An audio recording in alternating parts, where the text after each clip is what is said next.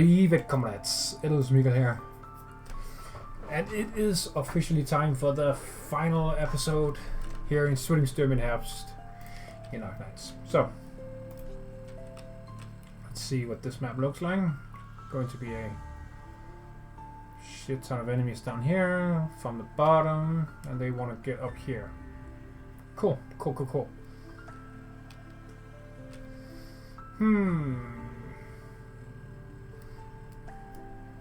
Yeah, I'm thinking we can throw effort here, perhaps.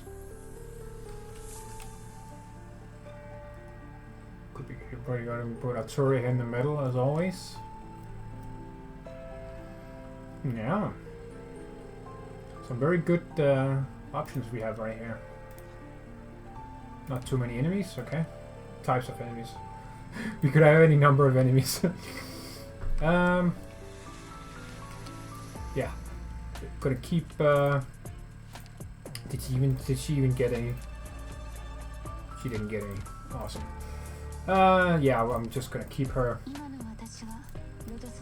as free for this map because it's the boss. So let's go.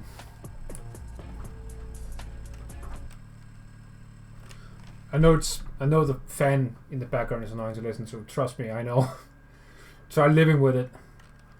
But if I don't have anything to cool me down, I'm gonna die of heat in here because there's no air circulation or anything. So,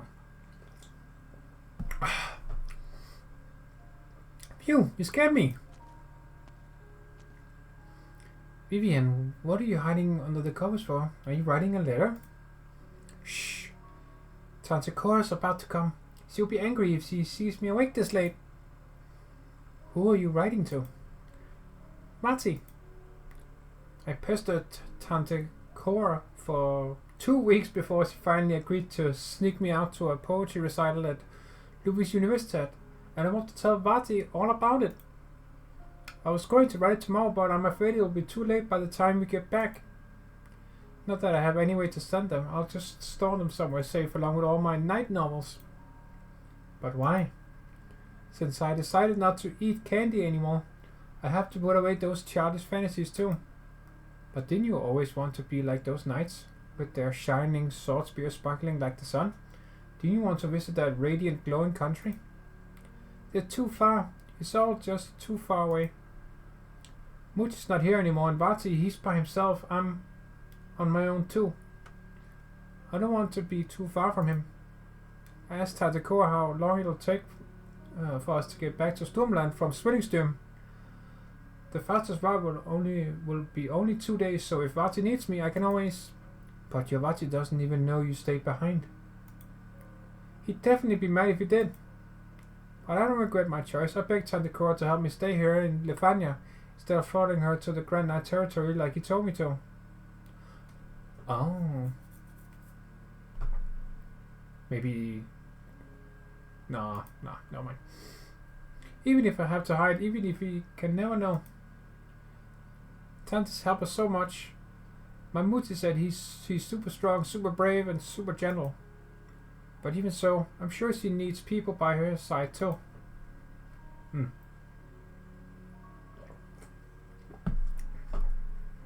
She's always been by herself. I can't do much, but I can at least hold her hand. I know exactly what you mean. Viviana. I can't say you've made a bad choice. You're giving up on more things, but at the very least you will have a few regrets.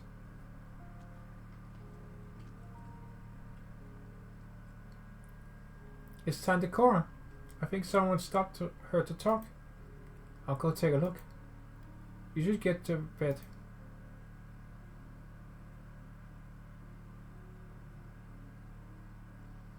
A rare event. Has the twin empress's favorite actually come here all on her own accord to meet with us Drex? Finally made up your mind? All because of the Hochberg girl? Viviana is too sensible for her own good. She takes after both Lucinda and Werner. If I had a daughter myself, I could only hope she'd be as strong and as kind-hearted as her. That day in the car, she suddenly begged me to let her stay. and I thought maybe things would work out better this way. Better for Werner and better for me. With her around, I can feel myself gradually calming down this time. When I pass by Kyle Smith Street, sometimes I feel like I can see the marigolds again, blooming all over the street. As if the flowering season will never end. But her current situation says it all. As grand as Kurfürst as he may be, he was incapable of saving his own beloved daughter. Leithanien's illness still constrains all those who have sacrificed everything for the country's so-called rebirth. Its terminal rot has lived and strived, bearing the citizens from their freedom. Or barring. That's how you say that. Still, I'm elated to hear that her presence here has helped you come to a decision, Concept Master. No, Cora, didn't come here to... This shouldn't be happening.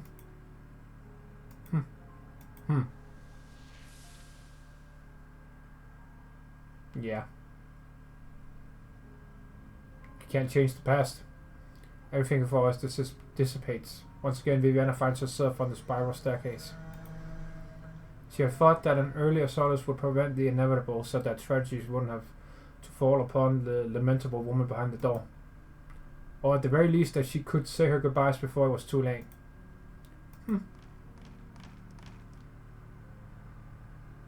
Countless doors simultaneously open before her. They light up its section, meandering towards an unclear horizon. She recalls every Viviana who was behind each of the doors. She sees every candle and its firelight through each of the frames. Her parents, or perhaps she herself, make up a different choice each time. Life after life, possibility after possibility.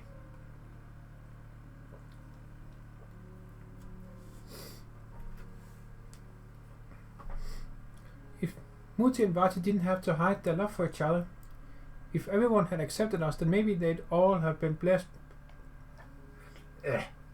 Maybe they'd all have blessed my birth instead. Could we have been happy forever? If Vati could manage to rid himself of all his identities and duties and live a simple, ordinary life with Muti, could we have gotten a much better ending? Oh my god, my nose is so itchy right now. So annoying. If you'd contacted McKee sooner and used the KGCC's resources to return to Stormland even just a day earlier, could you have at least seen him one last time?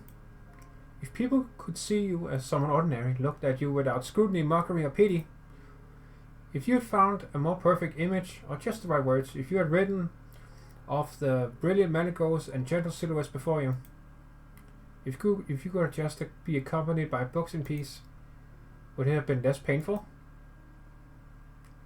You deserved a better life than this, Viviana. If there really is one.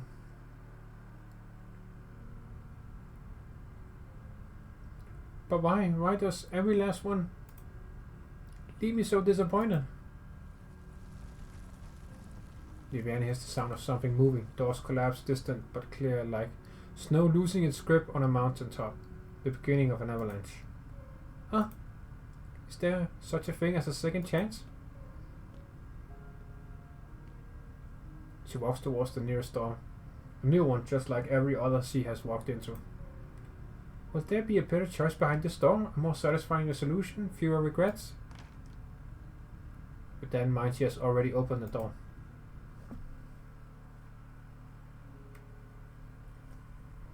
Ah, yes. The Genesis, this Zwillingstürme space is extremely unstable, Julia Schüler. Your premonition was correct. I understand that you won't leave. So please stick to the resonance pipes as much as possible to keep yourself safe. What about you, Herr Executor? I must find Notoria, the sooner the better. Frau Giano should have already met the person she wanted to. She is a dangerous individual and should come back with me to Laterano. But if she truly seeks the Witch King, then she could be in danger right now. Federico turns around and looks into the distance. Ever since Julia activated the retrofitted resonance pipes, the scenery around her has gradually cleared up both near and far. And with that, a tourist destination is no longer in question. At the far edge of his sight stands a gigantic black tower interwoven with scarlet and surrounded by a cluster of spires he has never seen before. Hey, Executor, before we go our separate ways, can you tell me how Jan is doing these days? He has encountered some common growing pains.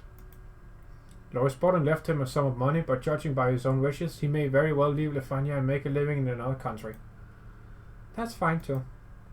That boy's head has always been swimming with ideas. Signor Schuyler, you appear to have more questions for me.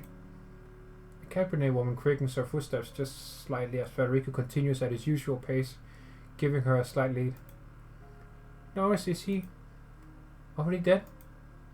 I never said. Herr Executor, you're clearly the type to dive headfirst into your work without a second thought. But you seem particularly concerned with my affairs. You wouldn't willingly put your mission on hold like this for no reason. I've heard from Loris how Laterano's notorious hall works, and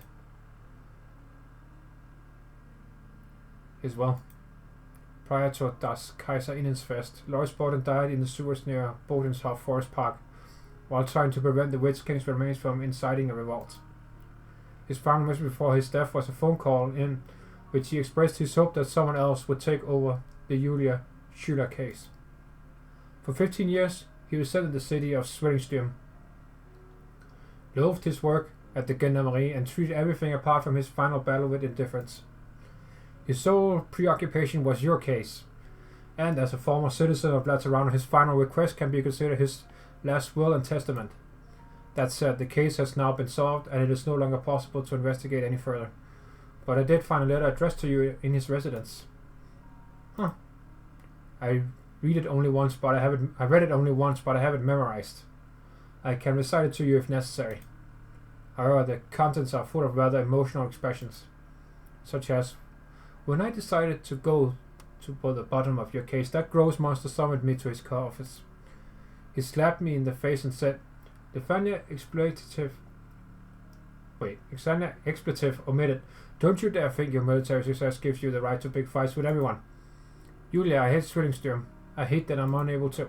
Herr Executor, Loris wasn't that sort of man. Julia interrupts Federico's recital. The Loris I know was never the type to call himself a hero or anything like that. But he was the first soldier to set foot in the Witch King's Spire. He was the only fool to join the Gendarmerie and silently protect the city despite owning a title. The only officer willing to defy the nobles to protect civilians. He knew things weren't perfect in either Laterano or Leithanien, and that many things needed changing. But someone harboring hope in their heart will never give in to despair. Never. Julia stops in her tracks and begins mumbling to herself. Federico follows suit and looks at her quivering shoulders from behind. He does not move. The young executor listens in silence, attempting to analyze the emotions in her words. Signor Schuyler, are you disappointed with Loris Borden? In truth, he was only... I'm not, Herr Executor, I just feel sorry for him. I'm the reason he became like that, right? But I was actually...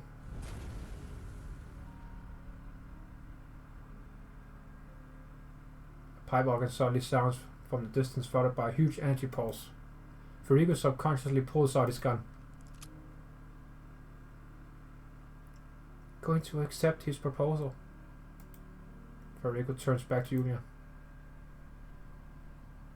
An insipid mist fills through his hands, and the cabinet woman before his eyes no longer exists. Only nothingness remains, as it always has been. Huh?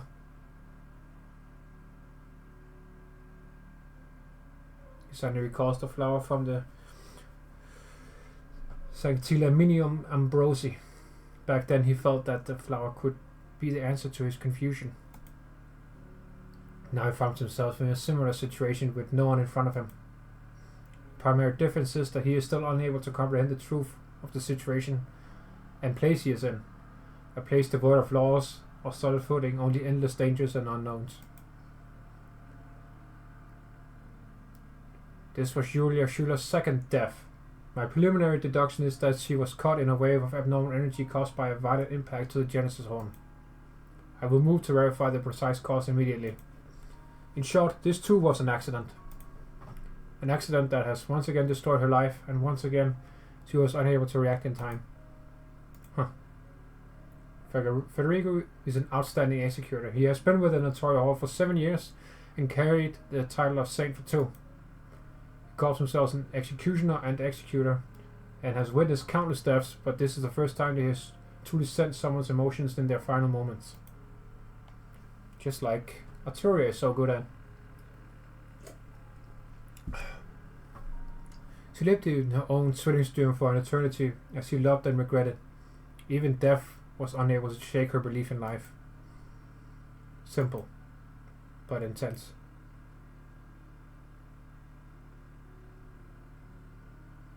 That looks like... Okay, no mind. I was about to say something stupid, no mind. Your silence ails me, Sancta. Julia, she...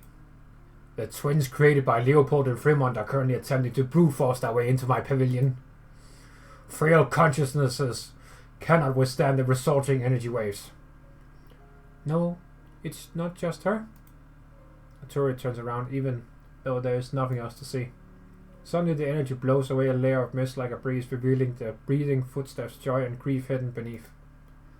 These emotions are now... No, they have always been there. All over the pavilion. If her soul is like an instrument, at this very moment she feels the vibration of countless strings, a chorus. I could only see Julia because of my acquaintance with Loris, and I had only brief contact with her. But there are so many ordinary souls living inside your palace. They exist as information as we walk as Leithanians. Form and identity, nothing more. But reminiscing is a luxury I do not allow in my pavilion, Sancta. I believe you came to verify our future. I think I've already gotten my confirmation in a way. Why exactly do people develop a self? And how does one become strong enough to go up against an approaching crisis or a predestined doom? We all exist within order. Rules and commandments serve as Lateranos anchors and cables, enabling faith to traverse the entire lands and providing a target for prayers of believers. The law is our piety. Leithania, however, is the result of Königsgesetz. Through its systems, aesthetics, models, and morals, 10 different regions with no common cultural identity joined together as a unity that has lasted 1,000 years. Experience inherited through generations, laws forged in a writing, concepts established by convention. These exist as priori, and from it an order is formed. They guide how we should think, speak, and deal with ourselves as well as others. And so it becomes our instinct engraved into our very flesh and blood. But the order has its imperfections. It is rigid, unequal, and indifferent. It separates us. Lateranos' order offers redemption to its believers, but the gates of paradise do not open for the sarcasm. It refuses to provide bread for the empty stomachs or roofs to shelter them from the rain. Aegea and Iberia face the same dangerous ocean, but their respected orders forbid them to keep watch at the same lighthouse. Our order rebels against us, and we yearn for it still, calling for its perfection. Only order is desired. Lateranos' laws, however, are barely above 100 words, and the finest theme has long been concise. Their minds are shallow, their pride false, their senses dull.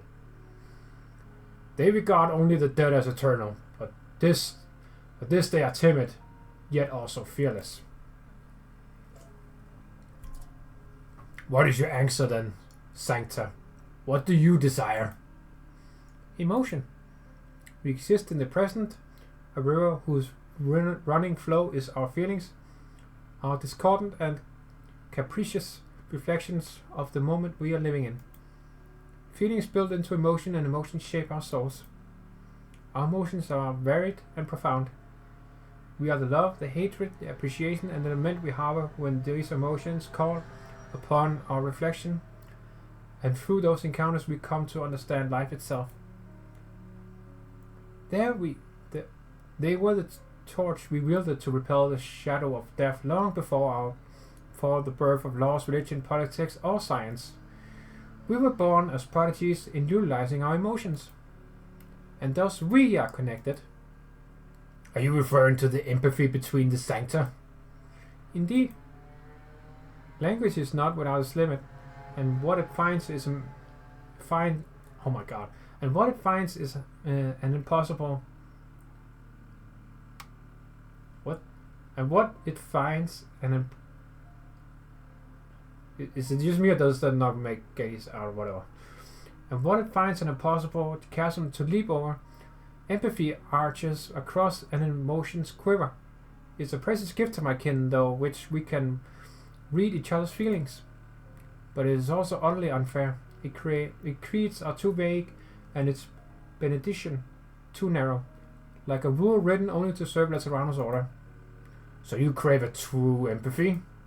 You seek an empathy from within, with a wider yet deeper range than what you call emotion, that connects everyone on all lands as one? An interesting delusion, Sancta. I've searched, I've tried, and failed. Would you imagine it? In a dilapidated monastery, Sancta and Sarkas have been fighting side by side against life's miseries, and their own wavering faith, all to protect a hard-earned garden. But when true disaster came knocking at our doors, we found that our kin, who had understood and accepted us for 6 decades, still harbored doubts in their hearts, fissures in their faiths. We were always strangers, nothing more. Emotions are as real as the fragility in our minds. We are good at avoiding pain, experts even at muting ourselves in on it. Conversely, this helps mask our own feebleness. As a result, people cannot feel what others feel. Tragedies will always transpire as long as this barrier remains. And you and your music endeavor to unshackle people by comforting them with their true hearts, just as one would polish an instrument on sandpaper. You attempt to strengthen their souls by guiding them through their regrets. Is this the duty you have long since imposed upon yourself to perform? Yes, Your Majesty. Because to this day, I have been seeking confirmation. I have a future in mind. Continue. In that future, everyone possesses a most powerful soul. Our strength are unequal, unlike yours, where a tenacious soul can't be shaken by anything in this mortal realm, and even death is powerless to wipe away your struggles, pursuit, and conquest. Others are like those Cora, Julia, or other souls in the palace. They are unconcerned with greater undertakings and simply love the lives they live, but still they dare to fight against the turbulent waves that are engulfing them. Of course, we will persist in our pursuit of happiness, but more importantly, we will no longer avoid pain or be ashamed of it. We as people should suffer, and we will suffer. Our apathy, doubt, confusion, remorse, shame, grief, these complex emotions will no longer leave scars deep in our hearts, nor will they remain untouchable beyond the realm of words. We will no longer shy away from self-expression, nor will we struggle to find ways to do so. We will understand how to live with ourselves, and live strong we will. Sancta, the results of your performances are often unsatisfactory. You should know that for most, emotions are inadequate guidelines, and wholly follows one's heart will only lead to dire consequences. Crafty as the creator who, for each house built, has orchestrated a blizzard that brings it ruination. Yet you hope for your future to include everyone? An amusing delusion. No, Your Majesty, it must include everyone. Indeed, your existence is an exception to the laws and reasons that govern these great lands. Born from order, yet ruling over it, your incredible personality, formidable strength, boundless knowledge, adventurous spirit, and subversive insight, all condensed into an essence of one. You have glimpsed beyond the horizon of perception into the black woods of mystery, and even wielded the power to traverse the unknown in your hand. But they are also the roof of your madness, your downfall. These extraordinary qualities and the nigh unobtainable achievements built upon them, they cease to exist with your demise. Oh my god, they keep talking, holy fuck. It's a cage trapping us all, and we should not expect any individual to break it open, however powerful its soul is. Therefore, everyone needs a strong soul. They need the power to empathize. We will be able to share our knowledge and experiences, our abilities and insights, all via our emotional bonds.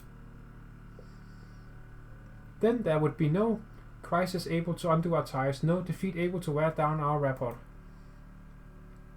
There would be no truths unrevealable, no pain incomprehensible, no obstruction unsurpassable.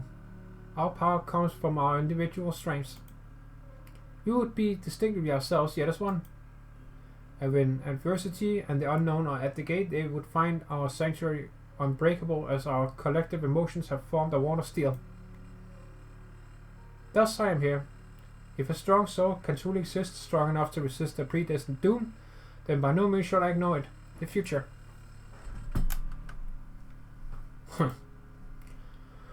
Much have you witnessed and experienced, and devoted you are to the power of emotions.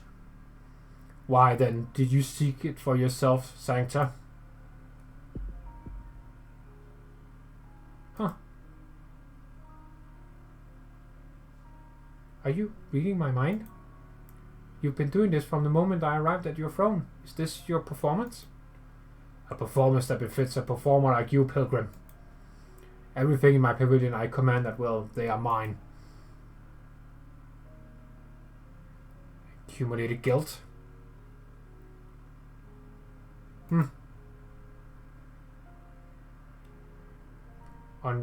Unreconcilable sorrow.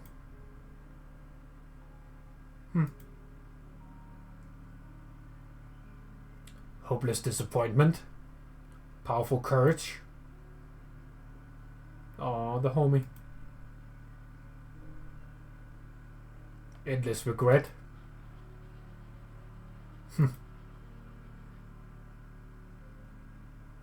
Unwavering affection.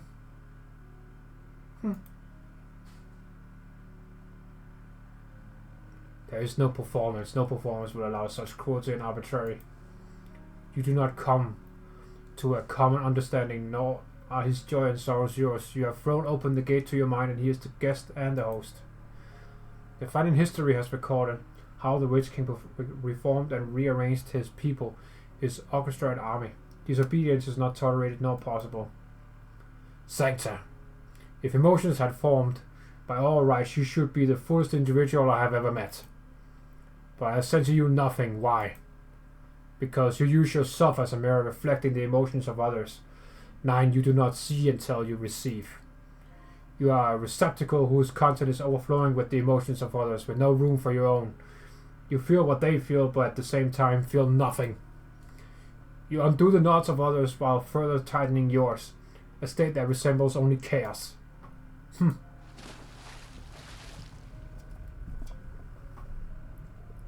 Arturia feels a pair of hands on her. Hey, whoa, she's mine. Fuck off. They stretch into the lake bed of her consciousness. Okay, that's fine. Alright, you can do that. They stretch into the lake bed of her consciousness and do not stop there, but stir up the mud at the bottom, arriving at the void at the very depths. Suffocation resembles a rushing river, scrubbing every nook and cranny of her consciousness as it thoroughly engulfs her within.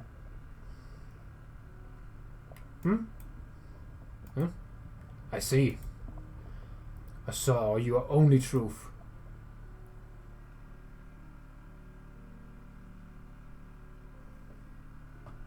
The Witch King remains silent for a long time as he stares at the person before his throne.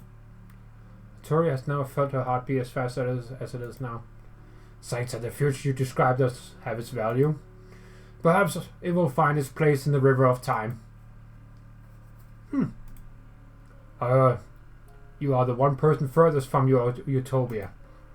If you are just a receptacle, just a mirror, if you cannot even see the reality you have neglected, then you have reached your end before your path has yet to reach its. Your Majesty. Whoa. Your audience is over, Sancta. Your request I will not answer. Now, bear witness to my end. Oh, fuck. New guests at my pavilion, very well. Come forward, twins. I recognize you both. At first, a pipe organ hums in the distance, its sound reaching the throne loud and clear. A gentle shade of gold follows, like a splotch of rich ink soaking into view. The color climbs over the palace walls before melting the pavilion down. Brilliant rays of light dye the clouds. No idea how you say that. Okay. Fuck! No! Damn it! I clicked. Fuck me. Clouds. Alright? I don't fucking know. And Zwillingstürme's glowing sunset illuminates the black spire that had long ceased to exist. You truly are attached to that throne, Herkunftshorn. 23 years ago, when Hildegard and I made our way here, you were sitting on it just as you are now. Summoned here late at night by a creed, your subjects crawl beneath the steps as your melodies thread their souls away, not daring to make one move. You were disinclined to even take notice of them. Judging by your attire, you have both proclaimed yourself the Kaiserinnen of Leithanien. The blades painstakingly forged by the nobles are now pointing back at them, freshly resharpened. How amusing. I won't deny you. Lisenol and I were born from your arts. Our flesh and blood, as well as our power, were born from the nobles' boring ambitions. Indeed, we are only creations. But precisely because of that, we can be loyal only to Leithanien. Answer then, how did you serve the Leithanien you are devoted to? Hildegard and I do not judge ourselves by our marriage, Herkunftshorn. But at the very least, when the people of Zwillingstürme lift their heads, they should be able to see a brilliant sunset instead of dark clouds brimming with the metallic tinge of blood. That is our dream and what we work towards. How naive. Do you wish to continue indulging yourselves in the illusions you weaved and enshrouding your minds from the truth? Humanity is shackled by repulsive rules. Our legs cannot walk, our eyes cannot see. And what kind of future can you possibly bestow to Leithanien, given your wayward minds and narrow sights? Is the Witch King, who nearly drove Leithanien to the brink, actually rebuking us for our incompetence in giving her a future? Liselotte, we don't have much time. We've performed together on every one of the 23 celebrations of Leithanen's rebirth, and your skills have never faltered. I hope I can put the same trust in your combat practice. You and Leithanien have my shield, Hildegard. Oh. Yep. All right. Yep. We have our wallpaper, or not wallpaper, well wallpaper, but also our thumbnail. That's the word I was looking for. Jeez. So cool. I admire your experience, courage, and achievements, Herkunftshorn. You overthrew prejudice and the old order more firmly entrenched than the spires are now, and brought opportunity to every Leithanien. You gave the nation unprecedented vitality and were to be revered as the greatest monarch in its history. But then you pushed the country into war, erected even more terrifying spires, and inflicted suffering 100 times more painful to the very people you had given hope to. You were ruined by your own desires. Herkunftshorn, our widespread standards, our harmonious melodies, and our arts, our morals make Leithanien what she is. Sorry. But you rocked her foundation, undermined her survival, and you made your own vassal. Your meddling turned the entire country into a resource to be exploited, and it is only righteous that everything you have explored and mastered belongs to Leithanien. So we're here to retrieve it. A spire that only remains, that remains only as a shadow should not exist in the first place. To think it actually lingered over Leithanien these past 23 years. What did you call it earlier? Your pavilion? A palace? No matter, today will be your last, and this place shall serve as your final grave.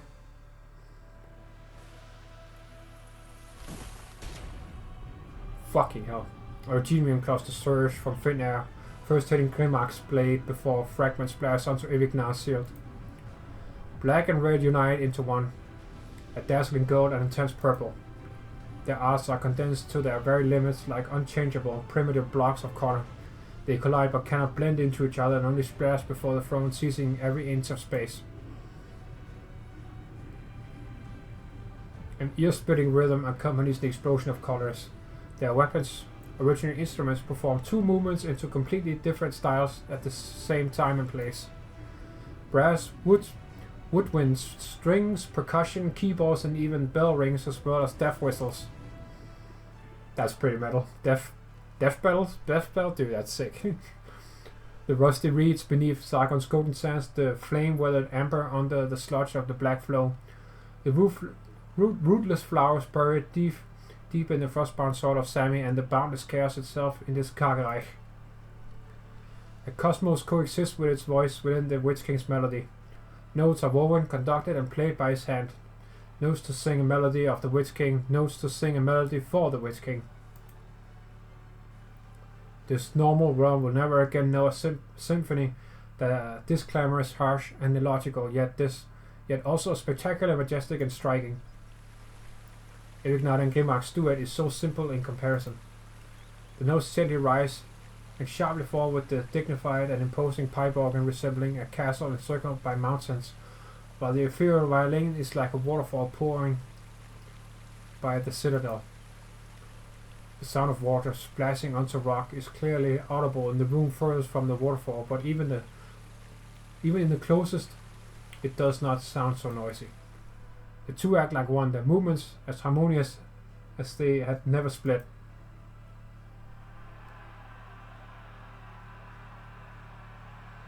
The symphonies sing a war song. Two generations of Leithanien Kaisers fight before the throne. The entire pavilion boasts their sand table and military formation. History bends and rewind at this moment. Gaul's flagship crosses the river valley under Corsica, the first sleet. Soldiers bumping shoulders as they form a thick cloud and tear apart Sturmland's iron curtain like defenses line.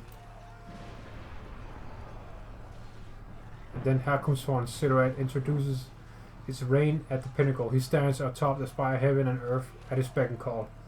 The elements, thunderbolts, and sandstorms are all at his disposal to swallow everything. Under the omnipresent dust clouds of blood, Arknights and Grimmark's movements are unremarkable. They sneak into Leithanien under the cover of night, and with a feint from the Kurfürsten's coalition army, and make a beeline for the spire. The spire opens its doors, welcoming its visitors. The unsuspecting spire casters rush into formation, and only one by one turn into the red leaves of late autumn. Huh. Damn, okay. Fucking holy shit, alright. Certain shot shadow the Genesis spire. Just like that night 23 years ago.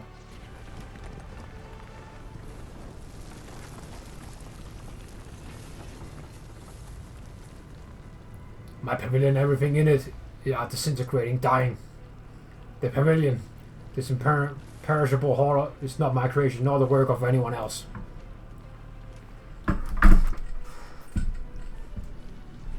Sorry. It is the accumulation of mankind's immeasurable sacrifices. Technology, arts, revolutionary experience, every choice, every regret, every affection, and every resentment, every hope, and every despair, every thought and every prayer, the birth and death of every civilization, everything remembered and everything forgotten.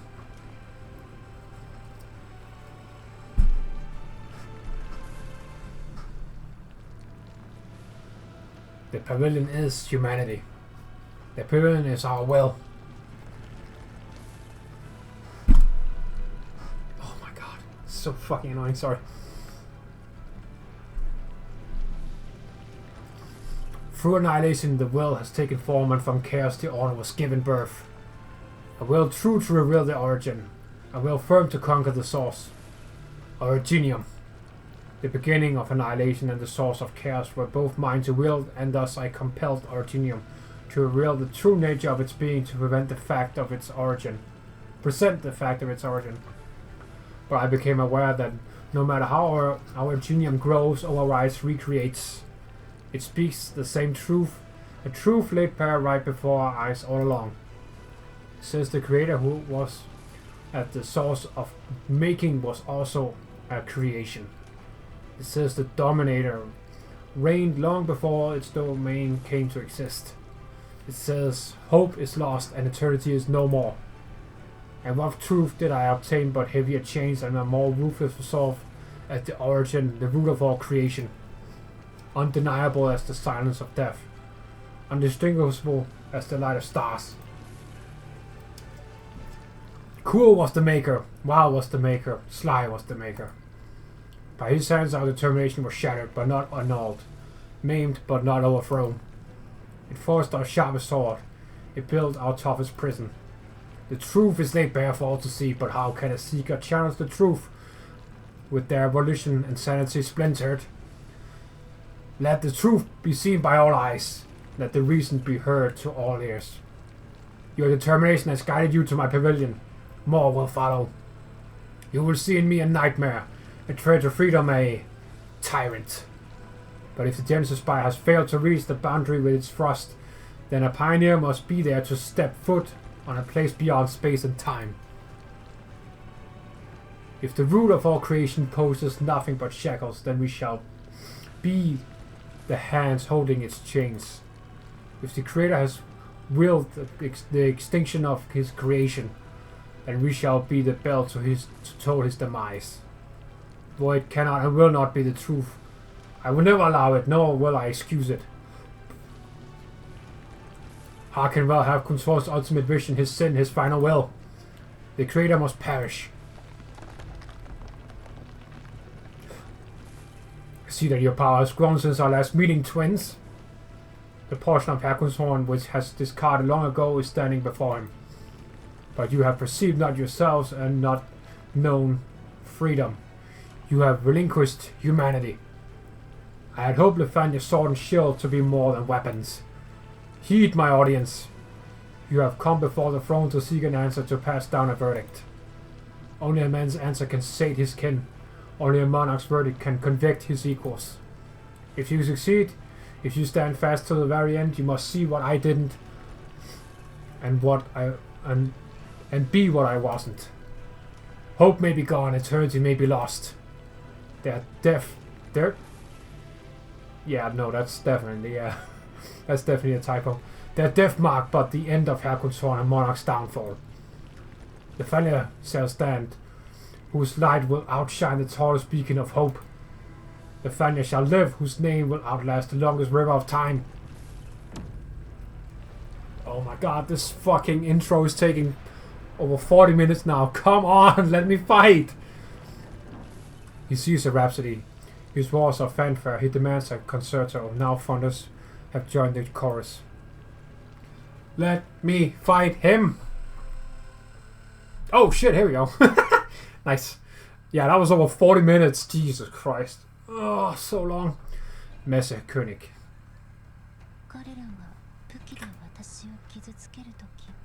Okay. 42 enemies? Huh.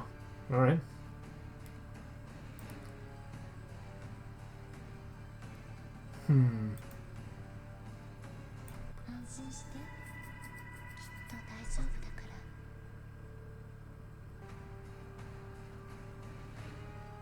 Oh, why isn't it Lappy's music? That's the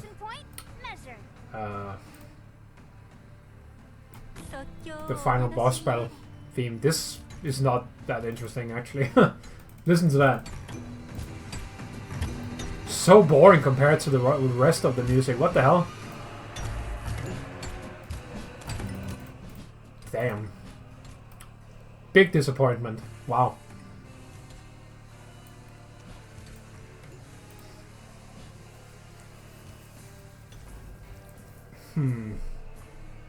No, that's not a very good spot for an oh boy. We could put... no. Shit, I don't know where to put him. Oh well.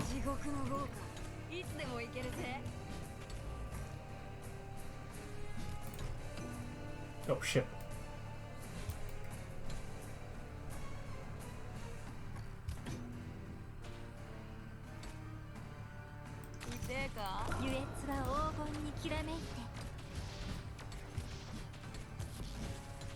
No! No! No! Okay. Alright. Don't worry about it. But we need to grab one of these instrument thingies very quickly, man. Shut up! I'm doing stuff! Jesus fucking Christ. Alright. There we go. You need me to. I'll wreck this place without hesitation.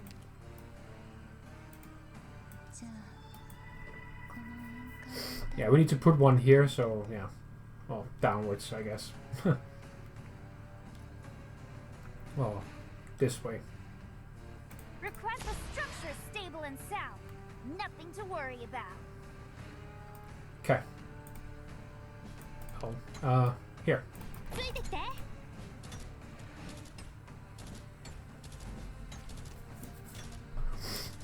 Cool.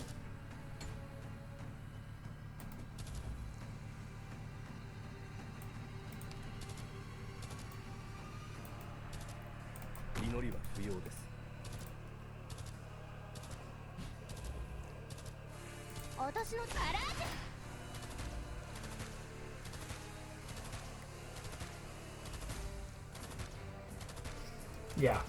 Suicide will help. Oh.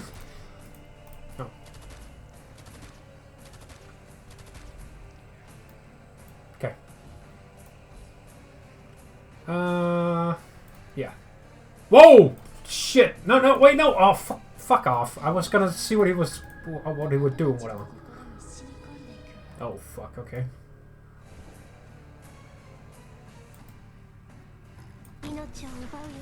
Holy shit. Alright, dude, chill. This will be amazing for this fight because of, yeah. I'll give you enemy cover demolished. Damage. Galore, right here.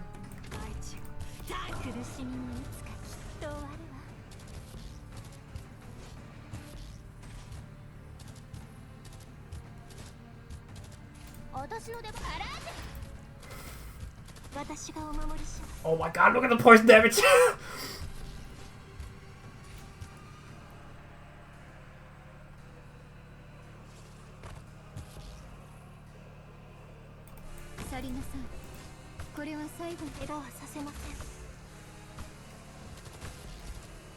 Oh fuck, he changed space! He changed place! Oh hell no. Okay. Must help. No, fuck you.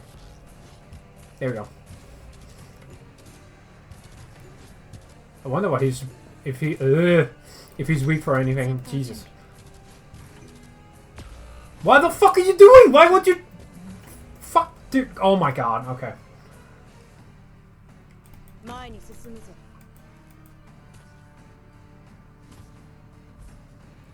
Okay. I mean, you could just... Okay. So he teleports all around the place, okay.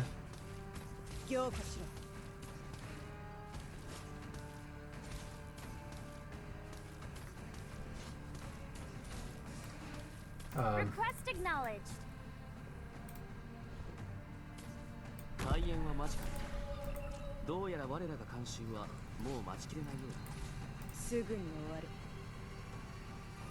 Yeah, useless. There you go. Yeah, right in the middle. There you go. Good shit. Good shit. Good shit. Now we can all attack. Yeah, there you go. Good spot. Thanks, dude. Thanks, dude.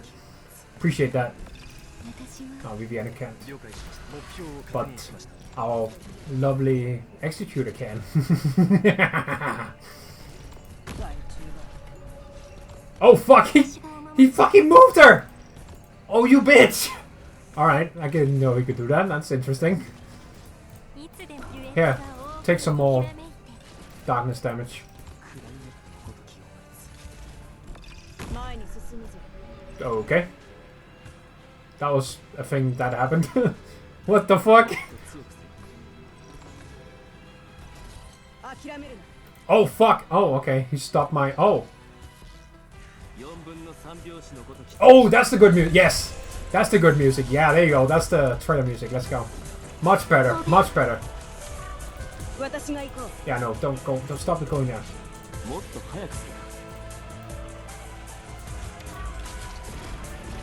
私はこの沈黙に耳を傾けたいのです。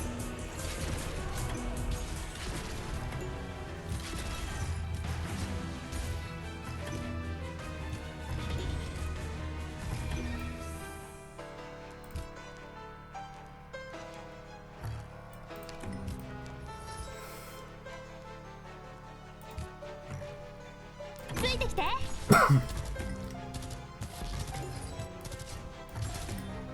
Oh, he really doesn't like his son over there. Look at that.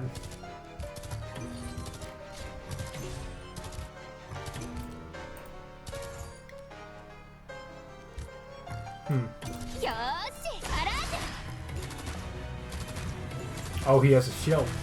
I see.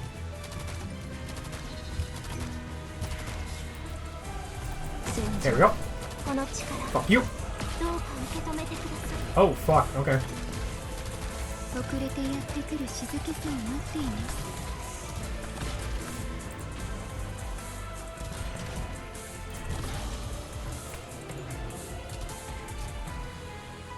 君たちの命。No! Fuck. My only healing source. Goddamn. 私がお守りします。Shit. 害虫が痛えか？痛えのか？陸へ自由と陽光に包まれて。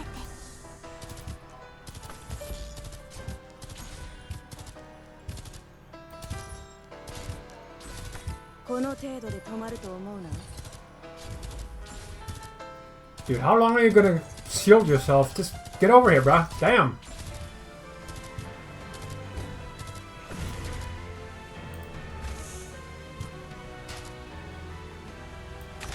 Attack that one.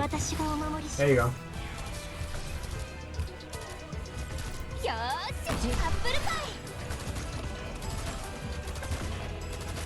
Oh fuck!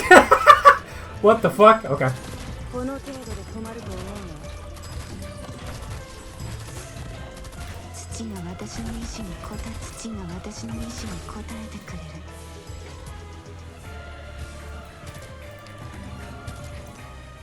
じゃあ、 There you go. この宴会の歌に耳を傾けて。妙に足を縛ったところで飛べはしません。 Oh, wait, I didn't even, oh my god, I didn't even realize. Let's go. Let's go. Yeah, we can attack him from, oh my god, dude, I didn't even realize. I'm stupid. Yeah. The thing changed to his position. Good shit. Ow.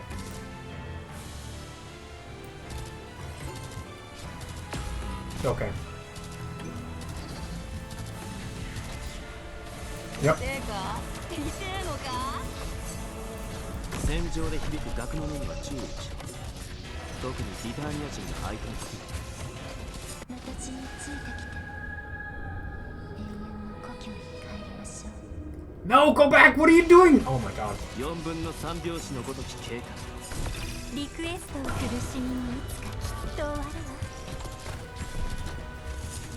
Yes! Take it! Take it like a bitch! There you go! What the fuck? トライトーンのごとき驚愕。 Huh. Alright. Man, I didn't realize you could, yeah. I mean, until we did it, but anyway, yeah. Arturia is really good against him because his stupid shield can't defend against her necrotic damage. That was fun. Leithanien sits with her legs crossed, her back against the desk. Oh fuck, we're gonna have a whole hour of extra story here. Ugh. She places a pillow on her knees and spreads open a book upon it, the candlelight illuminating her drooping head. The girl reads in undisturbed silence. Then she raises her head from the page to meet Viviana's gaze. Huh. You don't seem very surprised to see me, Vivian. I saw your shadow in the doorway and knew it was you. Yeah, you've spent so long observing the shadows in this tiny room lit only by candlelight. What are you reading? Last night? I'm currently at the third to last chapter behind a nameless knight in a huge and lonely lighthouse. The relentless waves push him and his steed Rosinante back, but the roar has won, and towards the huge waves as dark as night. They charge. Eek, no spoilers, please. You spent a night reading that paragraph over and over again until you fall asleep on the floor with the pillow in your arms. So Moody returned in the middle of the night to blow out the candles. Huh? How do you know? Of course he knows. The room, the posture, the book. This is her memory, after all. Viviana retreats into the doorway. Are you leaving? I'm sorry, Vivian. I have questions about my life, and I need to look for the answers. Maybe, just maybe, there's still time to open one last door. How many have you opened already? More than 100? I've already lost count.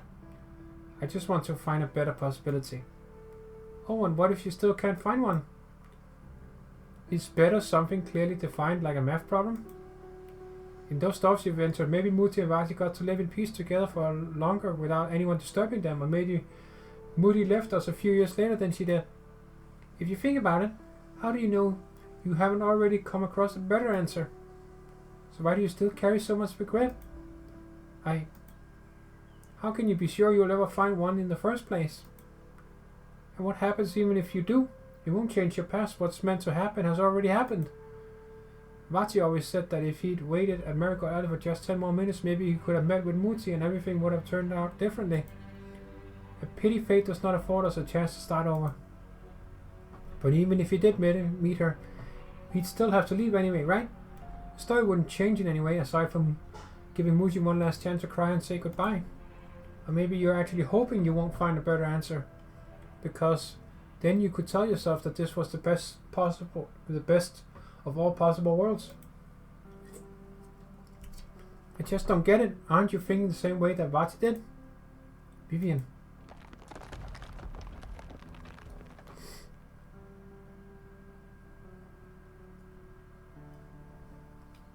I'm going back to my book. You're disappointed, aren't you? You should go. There's still time to open the next door. Sound of collapse approaches. Viviana turns around, the line of doors collapsing in succession, scores in her eyes like dominoes toppling into one another, or the fireworks in her memories going off all night long. The rumbles travel from afar, reaching the tall spire in Sturmland. Her father seldom comes here.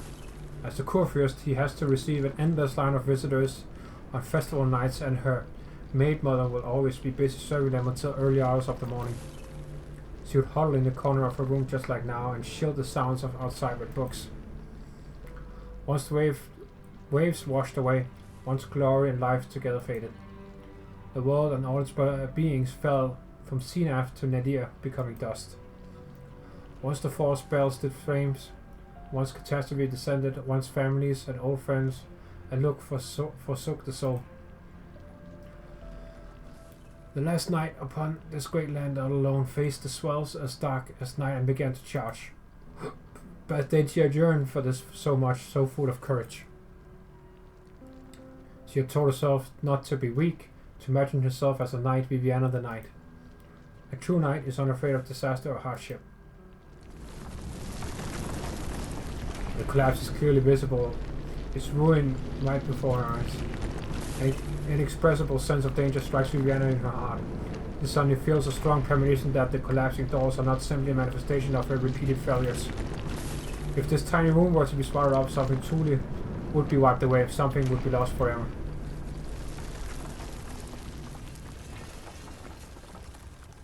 Viviana, when the knight charged toward the endless waves, did you imagine that he was trying to overcome the entire world? No.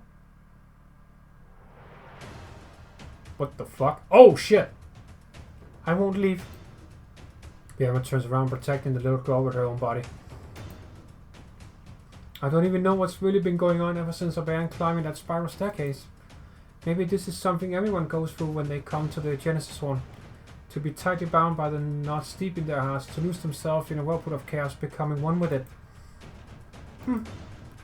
Vivian, what do I say to you, or rather, what do I say to myself? The light of a candle is dim, and his flame will always flicker at the whims of the night wind. There will always be filth coming at you, and regrets you can't revoke. The bafflement of finding and grief of losing will seek to swamp you over. But you must believe, the stories you once yearned for are not at all legends or symbols. You've seen for yourself a radiance that can light up the entire land, a light that does not flicker, even when no one is walking the path it illuminates. Maybe you yourself are not that radiant, but you too have once drawn your blade to protect it. Never forget this, Viviana Drost. You are a knight.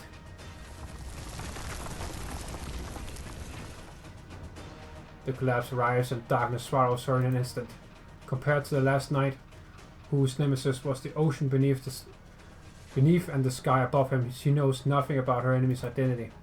She suddenly finds herself unable to feel the sword in her hand, nor can she light a candle. Fear suffocating as the ocean and raging as the tide instantly scours her to the point of numbness.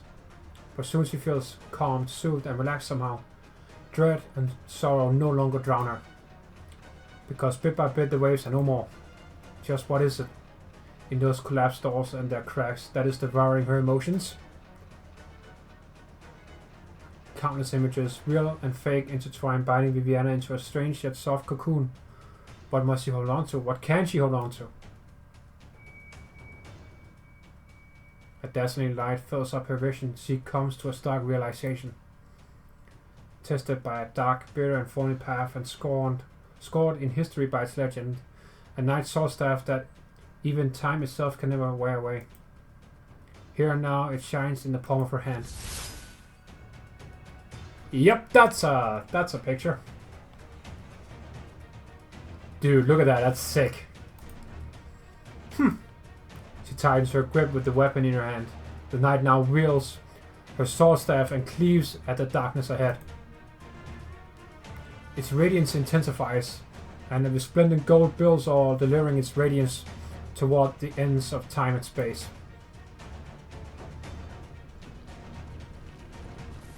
Gone are the spiral staircase and the doors. Viviana looks down at her empty hands, betraying the gritty sensation that felt so real just now. She shuts her eyes, reconstructing in her mind the last thing she had seen with the darkness. Malevolent spirits take the form of indescribable sounds, lights, shapes, and colors, together forming chaos itself. Piercing through it all was the sword staff, resplendent and glorious. I was holding on to a projection of it. Their majesties. No more terrifying calamities in the chaos outside the Herkunftshorn would befall. This place must not fall to ruin. The fuck?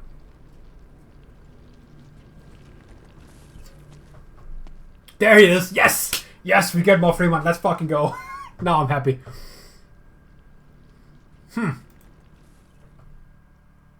Fremont? The twins failed, yet you have come to conclude my concert at the end. You have been a holy fuck. Recapitulation in my ascension and downfall. Leave, the pavilion is disintegrating. Ha! I am here for your phylactery. Your achievement in Cargrife would be enough to earn the respect and fear of the people, yet your attitude remains as loathsome as ever. Should I be grateful that you milked it for all it's worth? Yeah. I've never seen you so reluctant, Herkunftshorn. But I must have it back. It will be a role to play in Castel. It will have a role to play in Castel's survival. I've dragged this on for far too long. So many years have come and gone. The Lich King's court should have left Leithanien ages ago. Exile? You had the chance to perform this witchcraft long ago, in that secret room in Ludwig's Universitat. How long has it been? As they count time outside. 130 years or so. In the next moment, the belated witchcraft crosses both the protracted span of time and the divergent path of his companions to be cast once more. Heavy gristle rain falls upwards. Cargrife seems to be flipped over by this stream of flow, and the exile, which is taking his full effort to perform, is soft and permeated with an unusual beauty. You have never made yourself a greater fool, Fremont. Phylactery is are not you liches tie inside the veil, one that resonates within your life. It is impossible for you to not feel its presence. Raindrops cluster into strings, dancing in the void to the rhythm of Fremont's breathing. His breaths are nothing unusual, but a long-lost abundance of emotions well up from the depths of his soul.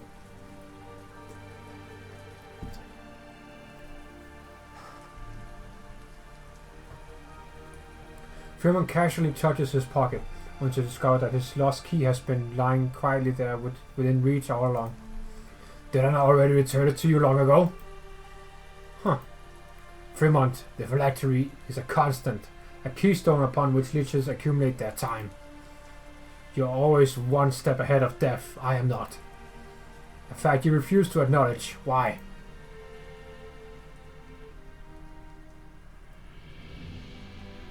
Huh.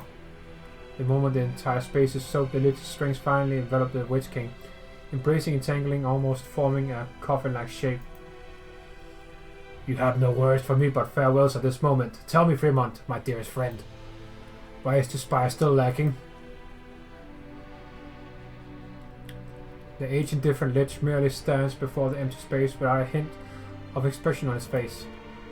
The traces of the exile scatter, and the threads feel not the Witch King's presence, as if the ferocious Cabernet with the twisted horns had never existed in the first place. Only his final murmur remains in the air, as weighty as an interrogation, as light as a sigh.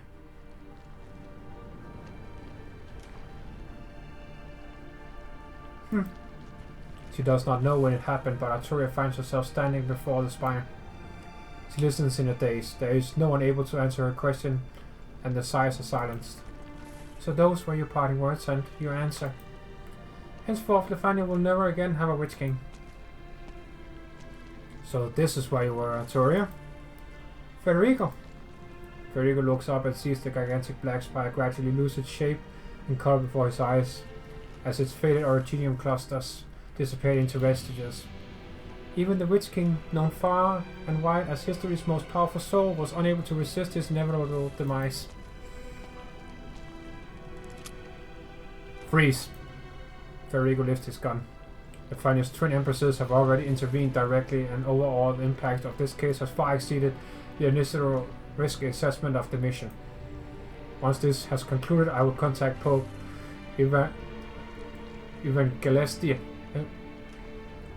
Pope Gaben the 11th as soon as possible. Until then, your freedom will be restricted until you can return to Leithanien. No. Federico has heard her answer. A distant relative he knows all too well does not engage in her usual meaningless push and pull of emotional logic and kinship. She simply refuses warily and walks towards him. You can pull the trigger now, Federico. Right this very moment, in the chaos known as Kagai, you are the only one before my eyes, and there is no one I can perform for. I've lost my music, I won't run, and I can't play any games either. There are holes in your logic, Arturia. Arturia walks straight past him as if she did not hear him at all.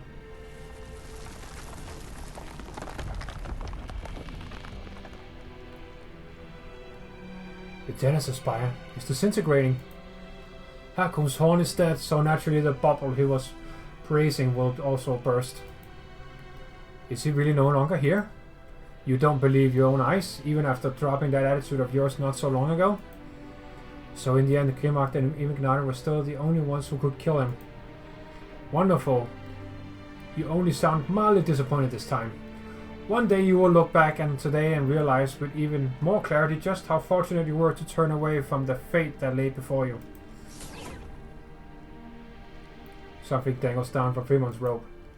Suddenly Ebenholz realizes Fremont's shadow has remained in place, even as the man himself just stepped closer. The shadow wraps around the crumbling throne, stretching all the way along the steps before gradually coiling around the entire spire. Your shadow? My shadow? Ha! Don't let your eyes deceive you. What you see are my threats, my destiny, the essence of my being. You are the second Leithanien besides Herkunftshorn to perceive my true form. Are you using your life threats to hold up the collapsing space? But aren't they more important than flesh and blood to you liches? Herkunftshorn did a lot of disgraceful things, but he was right about one thing. Annihilation is almost upon us. If that Arknights leak out and deeply fry Leithanien into a cavity of nothingness, we'll all be gone, lich or not. So run, little lamb. This place can't hold the living for much longer. Leave this tomb quickly, lest death catches up to you.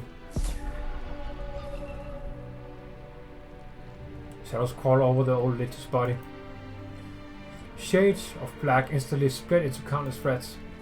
They fly towards every falling piece of debris and crack in the void. But the vibrations still intensify. It's too late. The collapse is right before us.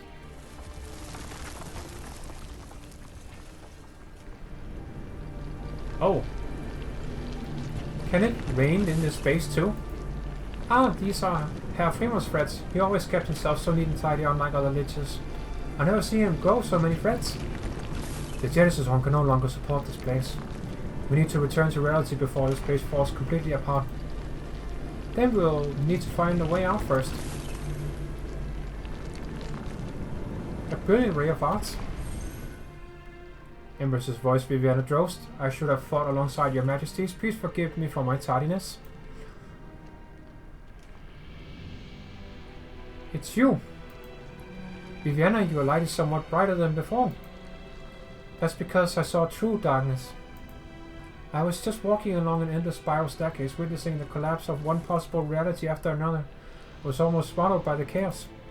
After that, at some point, I caught a glimpse into the darkness and I haven't the slightest idea of what I saw.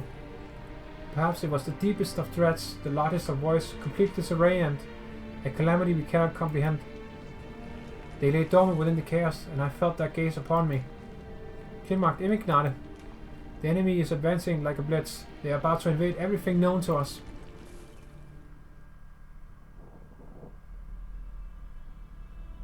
I can't feel the thread anymore? Oh no, the threads are all vibrating together. They're so intense I can't make out one connected to the Herkunftshorn. Lessing!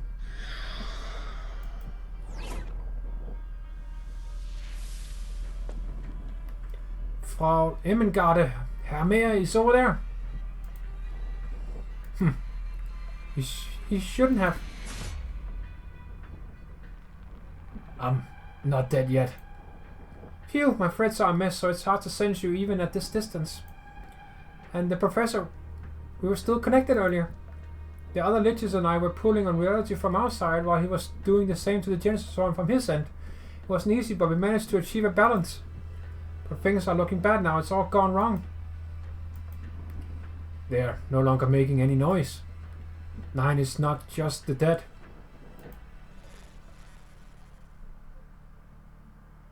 The music is stopped. The Witch King, the Twin Empresses, Sturmland, Marfa. The whole theater has fallen silent. Every piece of music, every sound has vanished. It is as if someone has used the largest scaling silencing arts ever cast. Those who lost control of themselves into the chaotic noise have now lost their surface level agitation. Pain, anger and other intense emotions fade from their faces, replaced by a deep fear. But this dread does not last for long. Instead, it expands into a blank space, and at its peak, a void. Something seeps out of the void. Something that's eroding and annihilating everything. Order collapses, chaos wishes to tarry but cannot. The calamity within the void, the vacuum that corrodes all of existence. Its eyes have noticed us. No wonder our threads cannot stabilize the space on both sides. What's coming for us? It would sure be nice if our enemies were tangible. The scariest part is that they might not even appear. Arknights gets its name from its emptiness. It's just a void, so place with nothing at all. Conversely, invading our reality, what do you think will happen? We need to get the old man and the others out right away, then figure out a way to block the passage. Ermengarde, can you and the old man still hear each other? We're cutting it close. In all this mess, I'll need time to find the end of the right thread connecting our two sides, but I'll never get out without it. Did they fail? Kinmarkt failed? That's impossible. Get back here. Think, fool, think about what's concerning you most. Primarch, I can't. She should have given you a final order. If she doesn't come back, if time runs out and the Gesaz Watchers don't receive a new order, I see their last resort will be to annihilate Zwillingstürme. For once I agree with her choice. It's one thing if we all die here, but we mustn't let Leithanien and everyone else outside the country die with us. Wind did not move just now. The people inside haven't given up. Let's hold on just a bit longer. Emigard, does this not count as a threat between the two sides? It'll have to. I'm trying my best, and if the condition stabilizes, the Professor and I might be able to focus on the arts cast on the knot to stabilize the passage. We're counting on you, Evenhorst. I can feel Lessing and the others. They're close. And you think that's a good thing? Kargreich and reality are once again drawing near, like two bubbles stacked on top of another. No more like a bubble balanced on the tip of a needle. Even if the slightest bit close on the bubble will burst. So if I pull on the knot and move further away, will you and Emigard be able to stabilize the passage? Stay away from the edge of the bubble. Scheiße, little lamb. You're going to let yourself get caught in the void. Oh. The knot trembles in his hand. Evenhorst can feel the hand gripping the other end. A hand already numb from too much time spent swinging a sword. His strength spent, his arts nearly exhausted, his wounds no longer bleed, and his pain gradually blurs. Study and his will remain seated deep within his brain, pulsing tenaciously. Such concepts are difficult to describe after language itself has collapsed. Why did we come here? Why have we been fighting? Why were we born? And why will we die? The void greets him. There is no path either forward or out, only nothingness to meet. Evenhorst is falling, and at the end of his fall, there will be nothing at all. No, there is something there. A warm shade of white, emitting a radiant yet gentle glow. Evenhorst suddenly realizes that while he didn't have time to find the cello playing Sancta, he has found the answer. The emotions and memories he shared with him were not bestowed upon them by any person, else or even fate itself. The most beautiful part, right there with him, always belonged only to them. A smile, a piece of music, a touch of hope.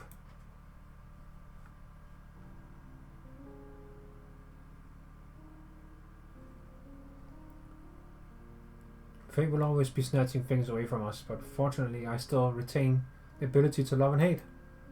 Zwillingstürme's glowing sunset, ardent marigolds in bloom, a child with eyes glistening in the lake, and her gentle parents.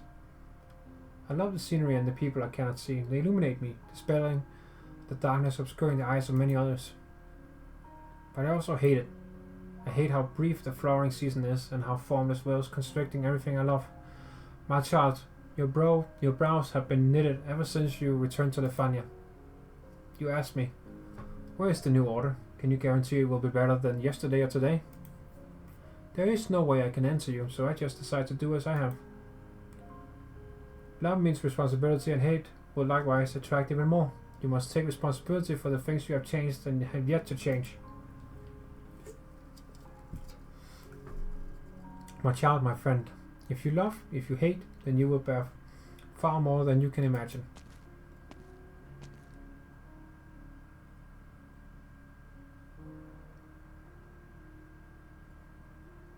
I doubt. Is doubt a form of cowardice or bravery? If cowardice, then why did I mix the flesh of blood of those monsters into a sacrament of bread and wine, willing to place my hopes on a different faith? If bravery, then why did I retract my hand? Did the vivid and hideous living tissues find me at the very last moment? For 60 years I could not see that elusive paradise, while my life fell apart before my eyes. I did not want to pray, but it is all I can do. Who wrote the laws, and who ensures their purity and integrity? I ask my faith, and it stays silent. I dare not say that I have already rid myself of the delusions embedded in the depths of my mind. No, I still harbor doubts. The monastery gets further and further away, and I find a handful of seeds in the folds of my robe. O Clement, my son, I will find them a patch of moist soil, even if I were to die on the road.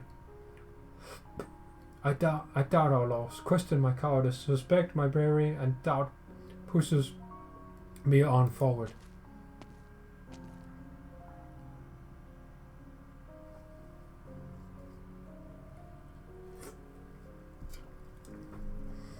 Honestly, I hate alcohol, but suddenly I found myself unable to live without it. It's been a long time since Julia's death. 3 years, 5. Twice in my life I have run away. The so-called holy city of Leithanien is not as perfect as it seems. The sweetness and noise in the air match the inequality beneath. The differences between Ribery and Sancta seemingly not worth discussing. I was still young when I came to Leithanien. The dark clouds I saw were a stark contrast to the white walls of Leithanien. Countless died tragically under the Witch King's regime. I was the first soldier to set foot in the Witch King's Spire, but I never once believed that his death would usher in a new era for Leithanien. Julia was wrong. I've always been pessimistic. Disappointment makes me sober. Disappointment compels me to look for a few good things to protect. But in the end, I reached a compromise with my disappointment and ended up like this. If souls truly have a final destination, then I most probably won't be going to the same place as her. But surely I protected at least a few people at the very end. I want to ask her executor, Julia, and myself, do I still count as a hero? Yes, you do. Yes, you do.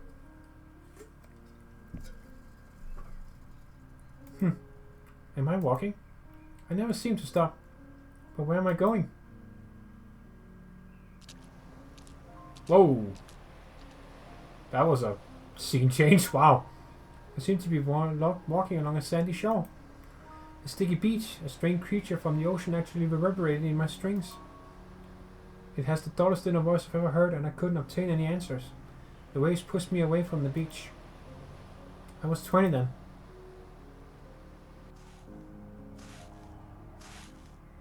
Oh, okay. I seem to be walking over sand dunes. Soft grains of sand. Opposite me is a warrior known as the Sedan, as old as the golden grains. With every note I play, history roars from the cracks in the warrior's armor. I was 15 then. I am walking. I never stop. I am walking on. I seem to be walking on grass. Out on a lawn in the rain, I'm attending my first funeral. My thanks to Arturia, it was her music that helped me free me of my fetters. That's from the manga. Oh no! Oh sadness! Oh no! That is sadness. Yep. That's her mother. And my thanks to you, Marcelo. Thank you for blessing me with a wonderful life all those years. I thought we'll be apart for long. Once this war is over, we'll be together again. If you haven't read the Arturia manga, you should. It's really good. I stand before the gravestone, watching guests walk up one by one to pay their respects to my mother. I hear their voices clearly: sorrow, lament, regret, ridicule, hatred, glee. But why and how were they still able to maintain the most suitable sadness on their faces? Do not respect life only by facing death without truest feelings? I remember that what you told me, Mama. I can still hear your voice from time to time. How much courage do I need to be able to struggle free from my ego day after day? To be brave enough to make that first step? Freedom is so hard to find. But death, why is death so easy? I finished performing by the time I awoke. Feed. Once again I couldn't control my own music.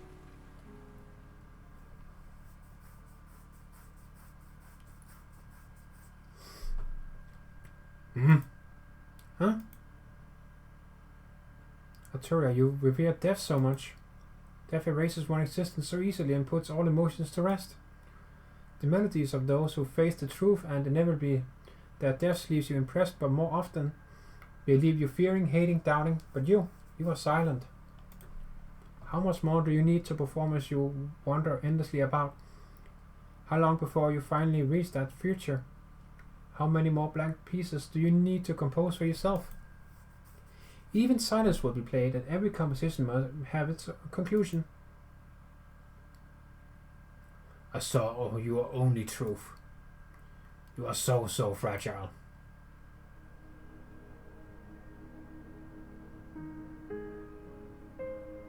Oh, look at that. That's aw. Aw. Toria opens her eyes. She seems to have walked for a long time. Time is like a river, and people travel along with the flow. But why is she step by step trudging back the way she came?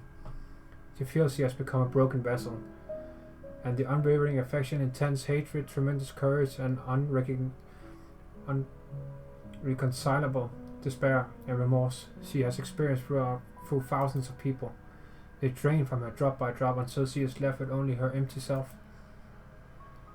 She finds herself outside Kargerich, on a plaza surrounded by a crowd. Emotionless faces walk past her as she stands there in a daze, mirroring the same expression as everyone else. Turia looks up, lifting her head from the lawn she never left.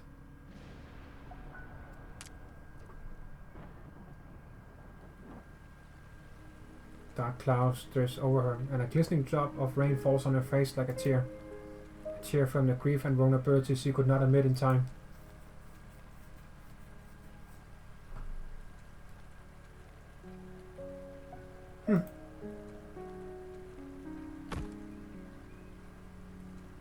Mother, my love, you were the one who lifted me from my darkest days, inspiring me. But now I can only live with thoughts of you. Should I go looking for you? Even if our fathers disagree, you must at least know that my love for you has never wavered, not in the slightest. Mother, my love, you were the one who lifted me from my darkest days, inspiring me to do whatever I wanted. But now I can only live with my thoughts of you. I should go looking for you, even if our fathers disagree. You must at least know that my love for you. Every person in the huge amphitheater before the spires is muttering something on repeat. They speak of their feelings, but their words lack even a hint of emotion. They do not see Artoria or anyone else. A triangle hits her arm as people cross paths with one another, and she also almost drops her instrument.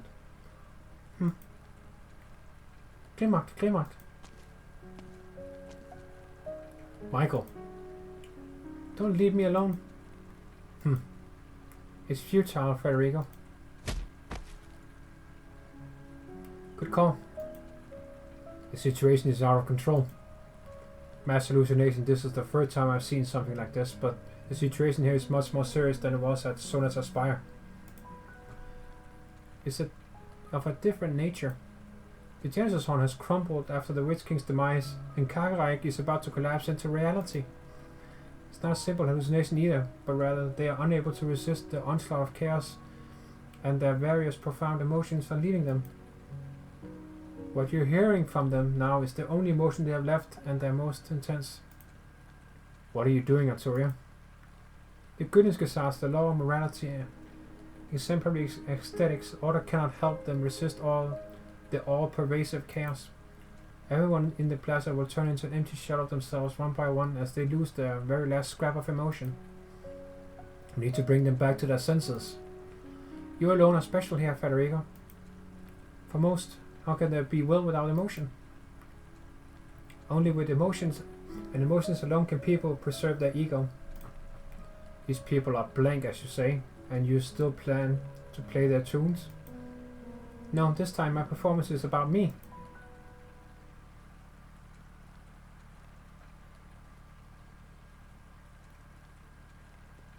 It's about my own emotions, and I'll share them with everyone here. This sounds like another form of empathy. Yet you've tried many times to destroy the foundations of Laterano's empathy. You turned your back on Laterano long ago. Turned my back on Laterano? Maybe I didn't care. But never once have I left Laterano of my own will. I just strongly disagree with the order represented by the law. As for empathy, its limits are actually the starting point of my vision for the future. I'll explain in more detail later, but for now, look at the countless people before us. They used to cry with all their might, to smile with enthusiasm, and even now are trying their utmost to retain the very last bit of emotion they experienced in their lives right up until the final moment, even if they can no longer realize it themselves. Be it the Witch King or Julia, everyone is equally great and praiseworthy, but also equally incomplete and fragile. This is our ego, the very essence of our humanity. We must become strong, but we must also leave room for our ineradicable fragility. This is why we need a future where we can all stand side by side sharing our joys and sorrows. I am perceiving myself, Federico. At this very moment, I can only give hope to others if I have a hope myself, and likewise with love. I want to use this tiny shred of ego to connect every sorrow and joy.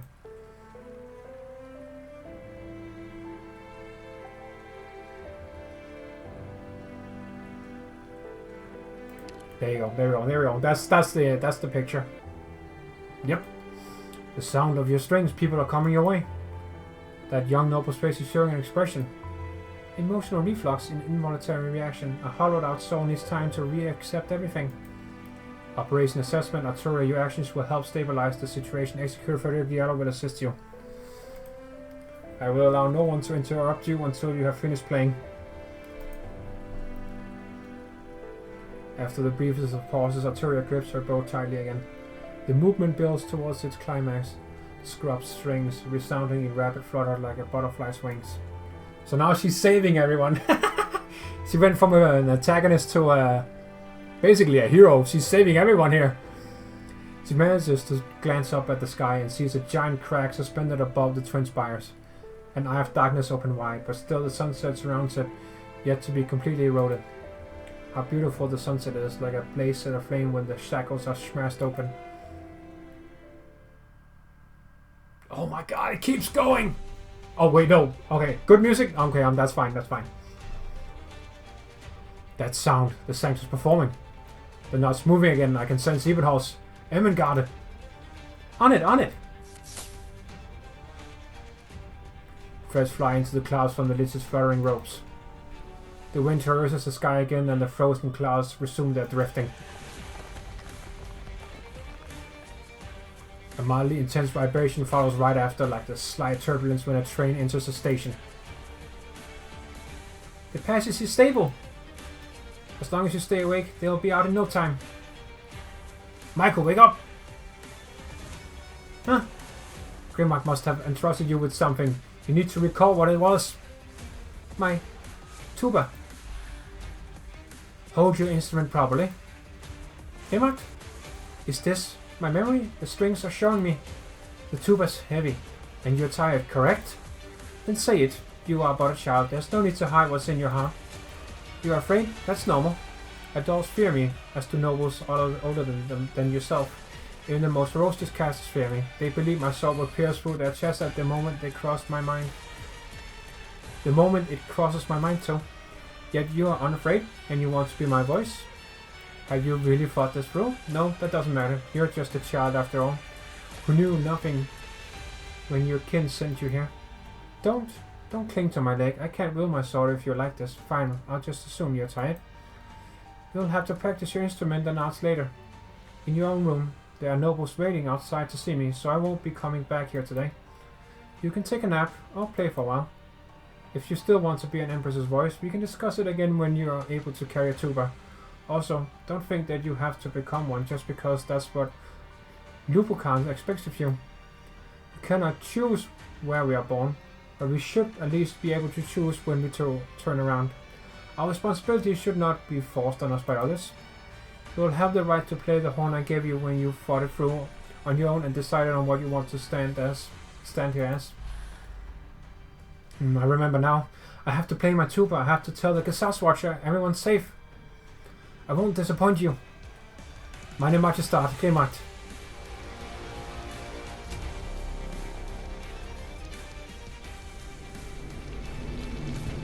Fine word, Michael.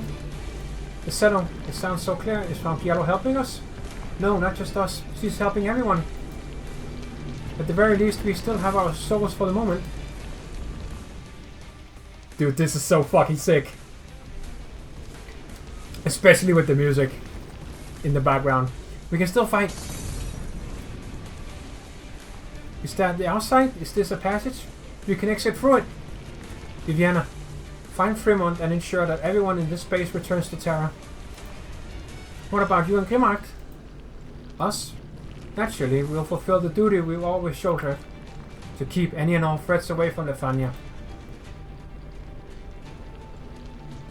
She takes a bow. Finally, just the two of us now. The final melody has already resounded. Liselotte, your shield will cover the Twin Towers and everyone under the spires. And your sword. My fate has long since been decided from the moment I stepped into this place. No, from even before that.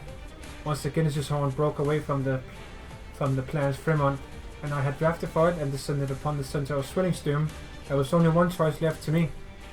Indeed. Hildegard, is there nothing else you want to ask me? Well, sure enough, your response is pretty much what I expected.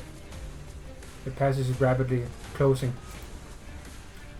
Darkness rushes in, filling up the tiny cracks that should not exist. Wrapped in a dark fog are countless restless eyes swarming towards the two of them and the reality behind them. A shade of gold brushes past the hue of black.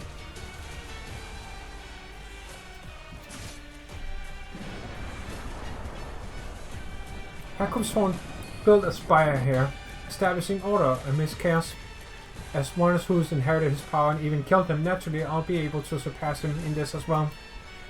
The eyes in the void, the threats within the chaos, the beings condensed from fear, the enemies who do not exist in reality.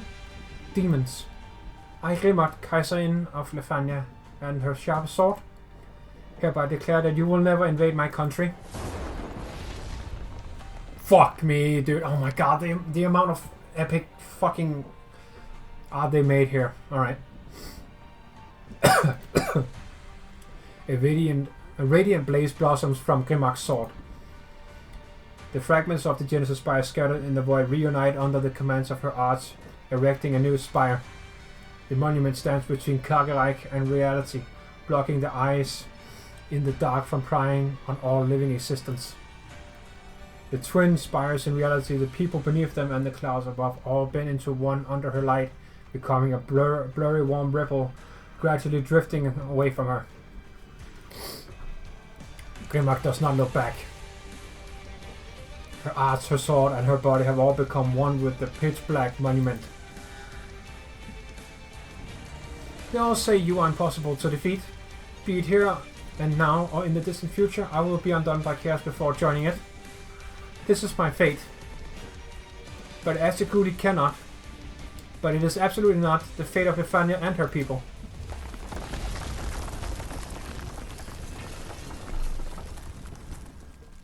Oh. No, no more epic music. Aw.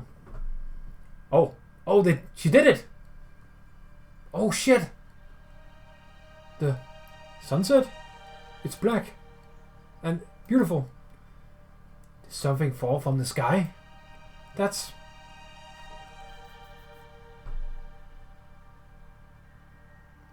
Again with the... Okay.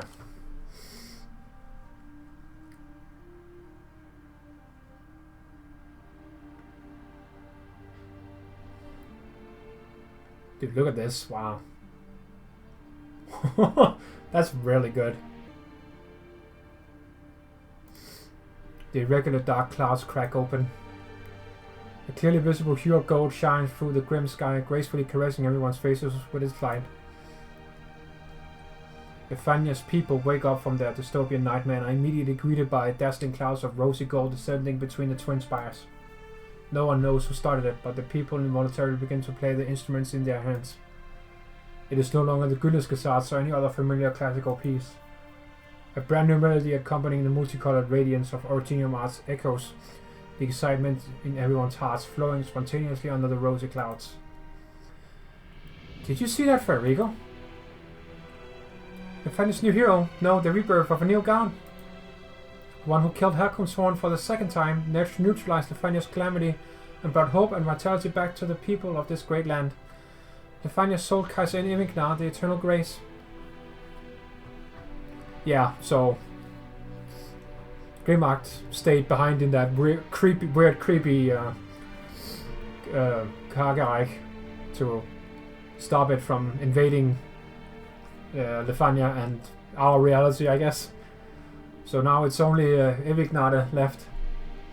Wow. She will replace the Genesis Spire completely and become the sovereign of the Leithanian skies more splendidly than the gold of the sunset itself. Gold their Zwillingstürme. The people are ecstatic and her wish is fulfilled. But this newborn god, she sheds a tear.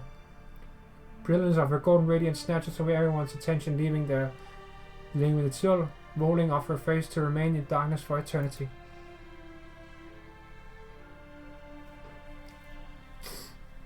Oh my god, we're done. Fucking hell.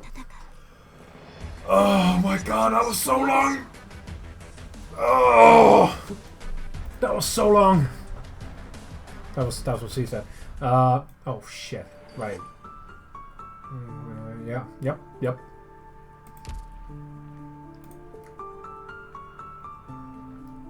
Huh. I thought I would be getting another one actually. Hold on. Let me. Oh wait, no. I think I. Oh yeah, we. Oh yeah. Now no one. Yep, we did it. Yes. We did very good. 3-star. Yep. Now we go. Oh, yep. Damn. Oh yeah, I have to do the stuff here too, but we don't have to do that. All right, let's continue with the last. Oh, the last one. We're so close to being done. Oh boy. All right, let's finish this.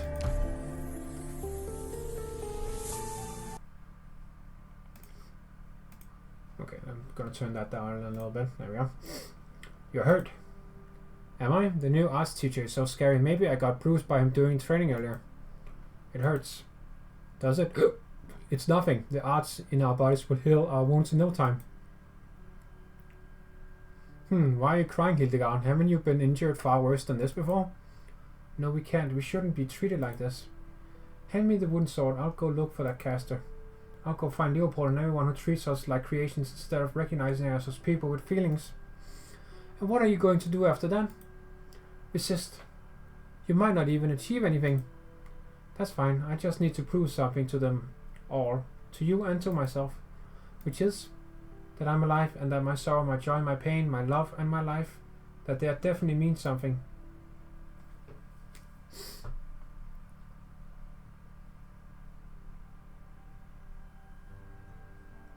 Hey, he's smiling again. Let's go. It's beautiful, just like it always has been. It's getting colder lately. Autumn will be over in a month or two, but Zwillingstürme doesn't tend to see any snow, so the sunset won't rain. This is surreal. You're definitely not the type to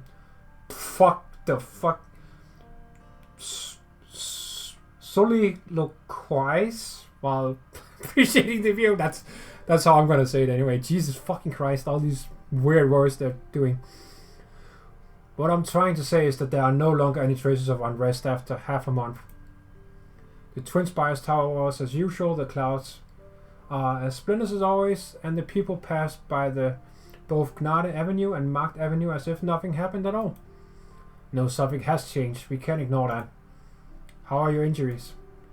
The old man said it's nothing serious, but you did stay in Kagerai for a bit too long, so it's hard to say if you're completely free of corrosion. I haven't had any more headaches since then, at least. You are braver than I imagined, David Horse. You saved so many people. I just couldn't allow those echoes haunting me to hurt any more people. You met the Witch King, and whether you cursed or killed him, you've already completed the last thing you could still do. So what's next for you? I hope I'm not intruding on you both. Herr Ebenholz, I was looking for you, on Klimak's behalf. Here I thought it would be Vivignard to send you to punish a dead man for coming back to Leithanien without permission. What's this? Klimak handed me 2 secret letters. One calling for your return to Zwillingstürme and the other granting you a final choice. Have you been staying in the Spire the whole time since the incident? Officially, there are still 2 Kaiserinen in Leithanien. Klimak is just away for the time being, and someone has to handle the mountain of paperwork she left behind. Only I can do it, as I always have. Just sit on that. Leithanien might have only one single Spire in the future. I came to Zwillingstürme to meet with the Kaiserin 7 years ago. Vivignard didn't like my performance, my caution, or maybe my status as Lupo Khan's representative. It was Klimak who saved me. And it didn't end there. I am her voice, even if she didn't. And now never will appoint me as one for real. You, me, and even some of the nobility, many Leithanians believe in the path Klimak was seeking, right? It might lead us to an era where we won't need spires at all. There's still so much more we can do. The way you're talking. You matured since the last time I saw you, Michael. That's because I'm a growing boy after all. Herr Ebenholz, I see you're done reading the letters, so I'll take my leave now. Whatever your answer is, I hope you'll be happy with it. I wonder what it said. Your expression is a little hard to read. Kinmark gave me two options. I could get another death certificate, not just as Graf Urtica but as a Leithanien. By dying I will obtain true freedom, or I could return to the Urtica Grafschaft. Let me tell you a story. There was once a young boy. Oh fuck, here we go. Oh no. I'm not very good at telling stories, but just listen to me.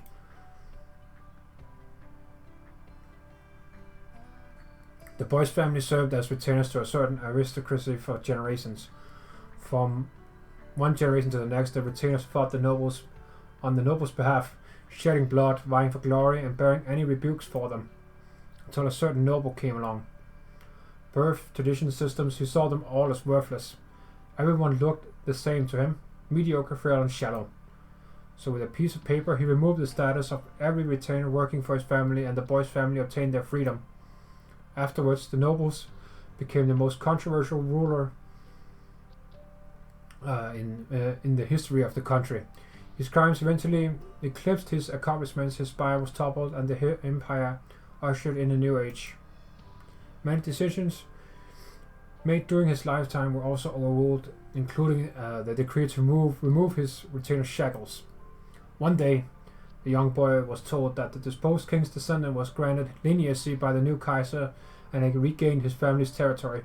He was told he needed to rush back to the spire to meet his master. Fate seemed to only turn a corner before coming right back again. But in the end, the boy never managed to enter the spire.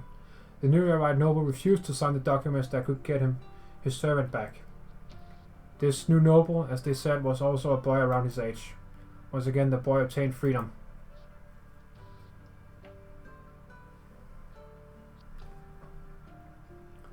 The boy's name was Leithanien, and that newly arrived noble was you, Ebenholz, the 12-year-old Graf Urtica.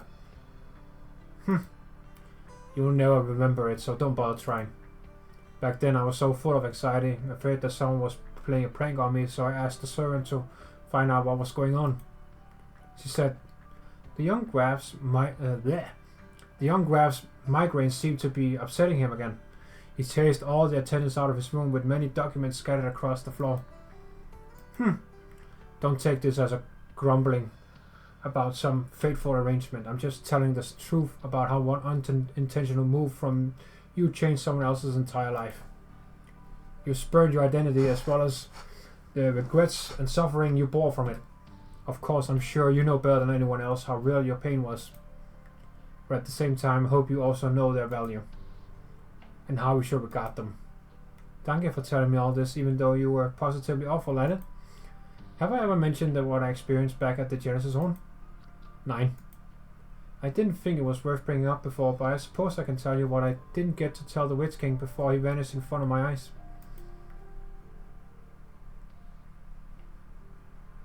Oh. You have no heir. I made a descendant who shares the name Urtica. Before your time, it had yet to carry either honor or so-called disgrace. This changed because of you alone, so I will change it once more, but never by the same means you used. This is my way of mocking you. This is my shame, my cage. This is my duty, my obligation. This is my path. So you had already decided back then? Then why did you make that face earlier while you were reading the Kaiser's letters? Because there are still other matters which have suddenly become so much tricky to deal with. Whoa! Surprise hibiscus, what the fuck? Ebenholz! I finally found you. Hibiscus. Have you forgotten who you are? No. You are a Rhodes Island operator. I'm sure you've read the operator manual you got after onboarding, right? Carefully from cover to cover. I invite all of you to witness how 2 centuries of sin will come to a conclusion. How fortunate it is that this day of farewell has finally arrived. For I have seen my life change, my life path. Oh my god. For I have seen my life's path ahead of me crystal clear. What's that she's reading? Operators must go through a strict approval process whenever they apply to leave the landship. How could you just run off after leaving that unintelligible letter? I haven't even had time to hand it in yet. Give it back, Hibiscus. I'll be staying in Leithanien for the foreseeable future. I'll return to the Urtica. And I'd like to resubmit my application to disembark. Could you please help me to? You better go see the doctor or Calcid in person for that. Is the landship nearby? How else would I be here? It's not that close, but we do have some business nearby to handle. Oh. You don't seem at all surprised to hear that. I want to return to Urtica. We've been on edge ever since we left Weisheim. That's because you weren't gnashing your teeth spouting nonsense this time, which means you fought this through. Ah, nice. But I decline. You are staying with me, bro. Zwillingstürme, Backshof. Viviana looks at the courtyard before him. It is not large by any means, by any measure, but still well maintained. The low stone steps surrounding the planted vegetation has been removed and enclosed with a waxy white oak fence, presumably to prevent the homeowners from tripping over them. A small house sits quietly in the center, embraced by the grass. Freshly painted white walls reflect the morning sun, casting the climbing vines in a radiant glow. Come in, Viviana. You made it.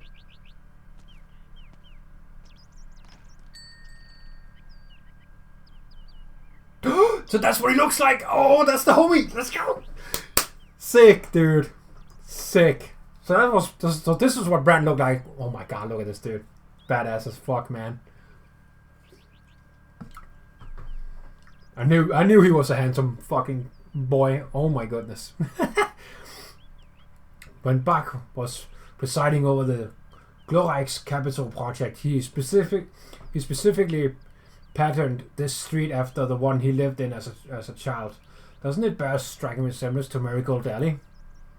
2 years ago, the Markgraf returned to their territory to recuperate from illness, so Cora bought this place but never moved in. It was only after you came to the city that she asked me to come to help clean the place up. So how does it look? It's lovely, only these vines don't have to be trimmed so much. Let them grow as they please, or they'll look somewhat stiff. Alright. There's no need to hold back your thoughts, Viviana. Herr Reiner, this is the first time I'm seeing your face. It's been so many years. This is the first time I've taken off the Gesangswatcher's mask and shown my true face to anyone else. Not since I came to Zwillingstürme. God damn, dude, he must... Okay, if Leithanien gets hot during the summer, he is going to be... He is sweating. This dude is sweating. Wow. It's my identity, my duty, and my everything. I guess a Gesangswatcher shouldn't be reminiscing about the mastermind who spoiled that Casa Innensfest and tampered with the goodness Gesatz. Herr Reiner, about what happened that day. There's no need to blame yourself, Viviana. Whenever Cora set her heart on something, she would never look back. You could only be dragged along with her. Her eyes were already going when she joined the Reichsorchestra on Werner's recommendation that year. I promised Werner I'd do my best to help the girl he saved. But I gradually came to discover that she had grown her own feelings, her own judgment, her own desires. She wanted to help Lucinda to save Werner, and even to modify the goodness Gesatz. She wanted to ensure that the kind-hearted people would never be tormented by their own regrets ever again. She was... She was a resolute woman, and I've always respected her. But she was more courageous than I thought. And so her fate is sealed. If it were me, I can't even imagine how it would feel. Thank you, Viviana. Have you made your decision? I went to see Irmingnad before coming here and formally declined her offer to become an Empress's voice. As per protocol, new recruits have to enter the spires after the celebration and accept their Majesty's appointment before they can officially assume their positions. But Her Majesty Grimmacht has just lost her voice, and this year's appointment ceremony has been cancelled, so it's an appropriate time to submit my refusal. So if this is what you decided on, then I have nothing to say. It's just that Werner, Viviana, this was the best and last thing he could arrange for you. Don't blame your father, he just lacked the freedom to do otherwise. My father let me and my mother down, but he protected so many others. Cora in the Witch King Spire, House Hochberg, which could have been implicated at any moment, and the countless people of Stormland forced into a difficult position by a copy of the Goodness Gazettes. From beginning to end, he was caught up in the vortex of time. He witnessed, experienced, lost, was powerless to change anything, and could only do his utmost to fend off the storm. He never left a single line, but regardless, this is a poet's way of writing about himself. Viviana, I'm glad you feel that way, child. While sending me to Casimir's or arranging my appointment as an Empress's voice, it was never because he thought the paths he chose for me were good. He simply saw me as a child in need of constant protection, a job at which he failed to excel. So I don't blame him. Then I presume you won't be returning to Stormland either. In Casimir's I felt like a stranger. The bright neon lights, the noisy arenas, the prize battles, as well as the glory and honor, they were never part of me. But when I returned to Stormland, to Zwillingstürme, that feeling never went away. To me, Leithanien is just the candles and books I had back in those dark nights. The marigolds in bloom everywhere. They also They also symbolize parting. I've always been able to make my own choices. People can only truly face their own weaknesses when they have options. Herr Rainer, it's nothing. After Dice Karsanian Fest, you said you needed to inform your friends in Casimir's about your experience in Kargereich. I've already sent a letter. I should be receiving a reply soon. And after that, to the lighthouses, to where once they were. What? Just a line from a book I read when I was young. Allow me to bid you farewell. Lebe wohl, Herr Rainer. Lebe wohl.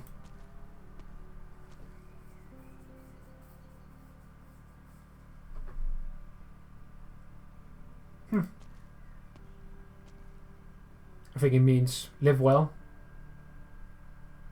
Goodbye, Cora. Goodbye, Zwillingstürme.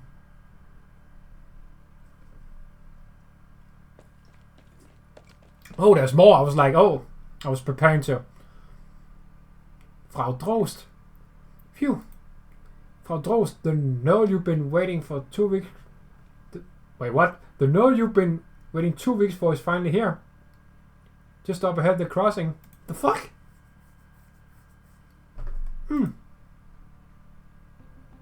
The fuck? What? Nerl? Hey, it's the uncle. Hell yeah. Mlynar. Madame Viviana Drost. Mr. Mlynar? The Nerl family has received your correspondence. I just happened to be near Leithanien, so I came as soon as I could. In your letter you mentioned seeing and even touching a campaign knight's sword spear with the Nerl family crest. Tell me everything. Oh shit! So this is the melody of the present moment? Indeed. What you're hearing are all the emotions I'm feeling. It's no different from what I'm usually here. The people of Zwillingstürme love you after all. And you love them too. This has never changed. You were there too when I returned to reality from the Genesis Horn. Perform the melody back then for me, Sancta. That's impossible. Oh? I cannot recall the moment the tear rolled down your cheek. If it did not fall into the depths of your soul to bloom into fruition, then it was merely a drop of water impossible to retain, evaporated by the sun as it fell. I see. The year the spire was built, a scholar gave a public lecture at the Leithanien Academy of Arts. He claimed that the people born from arts lack an innate soul.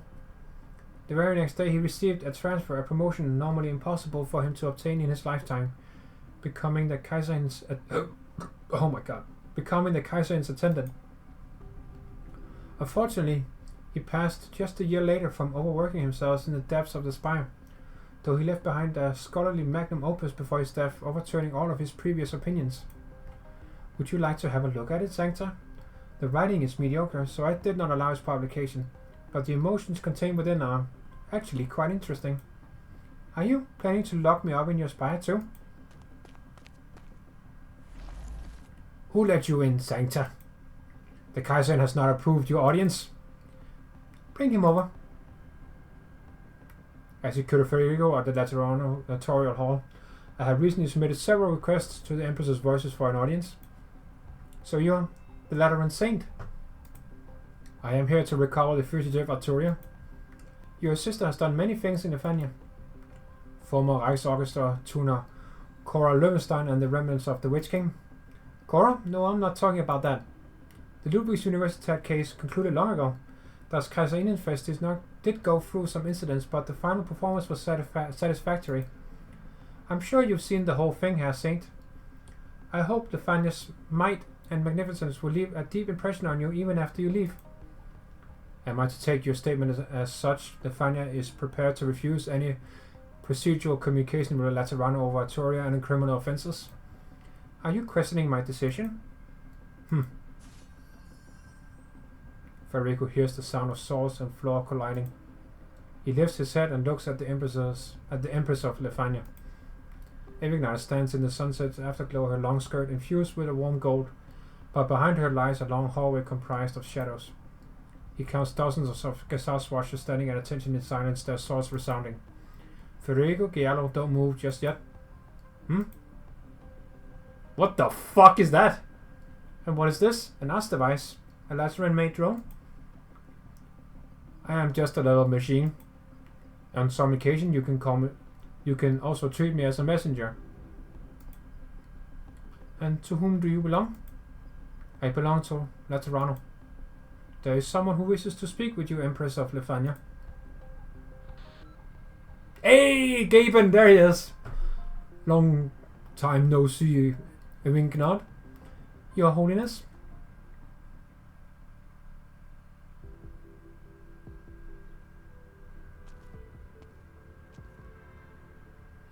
Your Majesty, Arturia Gello has been taken away. Yes, I saw. If you wish to keep her here, then we shall not let them leave so easily, even if Gaben, the 11th himself, was to show up in person. Of course he wouldn't. However, that ancient Pope has brought us a message. He said that disaster is imminent, and when the time comes, Laterano won't be the only nation affected. He hopes for Leithania and Laterano to cooperate and overcome this crisis together. His usual rhetoric then. Herkunftshorn said something similar. Within the chaos right before the illusory throne he created for himself. He said hope is already lost and eternity is no more. And then after that I saw them with my own eyes, the enemy hibernating within the chaos. At one point they came infinitesimally close to our Leithania. Give us the order and we will bring the Sancta back for you. No, not just her, we will do anything, no matter the cost. Whatever it takes to find a way to re-enter the chaotic space and bring Grimmark back. Hildegard. In the final moment before the Genesis-Horn completely disintegrated, I raised my shield, protecting the twin spires and everyone beneath, but not her. What? Brand, watch the sunset with me? I asked her if she wanted to know why. If she wanted to ask why I let everything be, and even though I knew it would turn out as it did. Or to ask me why I turned my back on her at the very last moment. But she didn't. She didn't even hesitate to do what she normally does, turning to face the enemy head-on. As we passed each other, her final words were to wish that I could have this sunset as I wanted. Grimmark is a great ruler. We will never forget her sacrifice and continue the fight for Leithania's future. So you've made your decision too? Yes, Your Majesty. Very good, Brand. Herkunftshorn built a spire in that impossible chaos, naming it after the tower that has long since crumbled in reality. He declared that it would stand eternal. Therefore, I can achieve the same. No, I can surpass it even. I will keep the sunset for all eternity. It will bathe Leithania and everything that will belong to Leithania in eternal grace.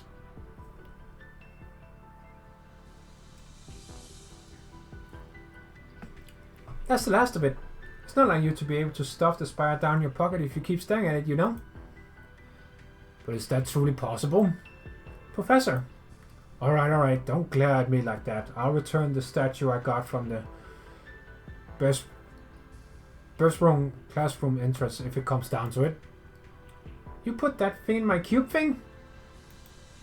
What? It's valuable, you know. I spilled Fahrenheit blood all over it a century ago. What the fuck? He killed a fucking Fahrenheit... What? What? Fahrenheit blood? What? How powerful is Fremont? What the fuck? He killed a Fahrenheit. What? What? Aren't they impossible to kill? What the fuck? Okay, alright. I won't question it. Holy shit. Let's get a move on. The rest of us are going even if you aren't.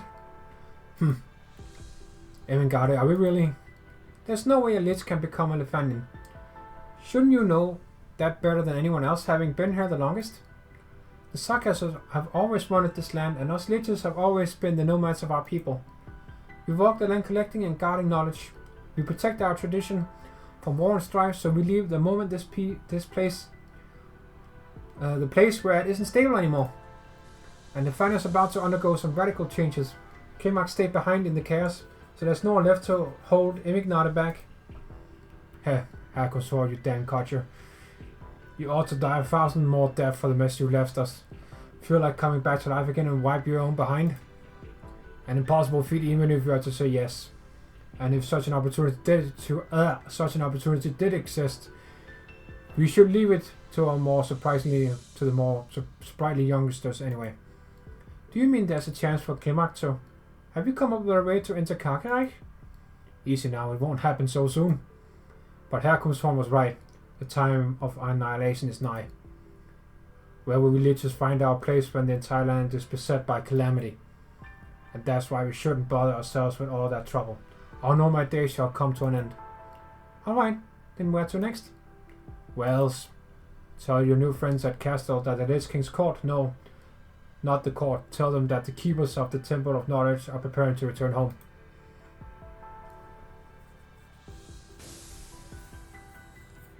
Oh shit. Yep. Yep, I know what this is. The spatial correspondence with Ermengarde is over. I shared Leithanen's caution and once again offered my hopes of advancing together with Leithanien. When the time comes, we will further analyze the incident in Zwillingstürme according to the information brought back by Federico Giallo. It was clearly more than just a revolt instigated by the remnants of the Witch King.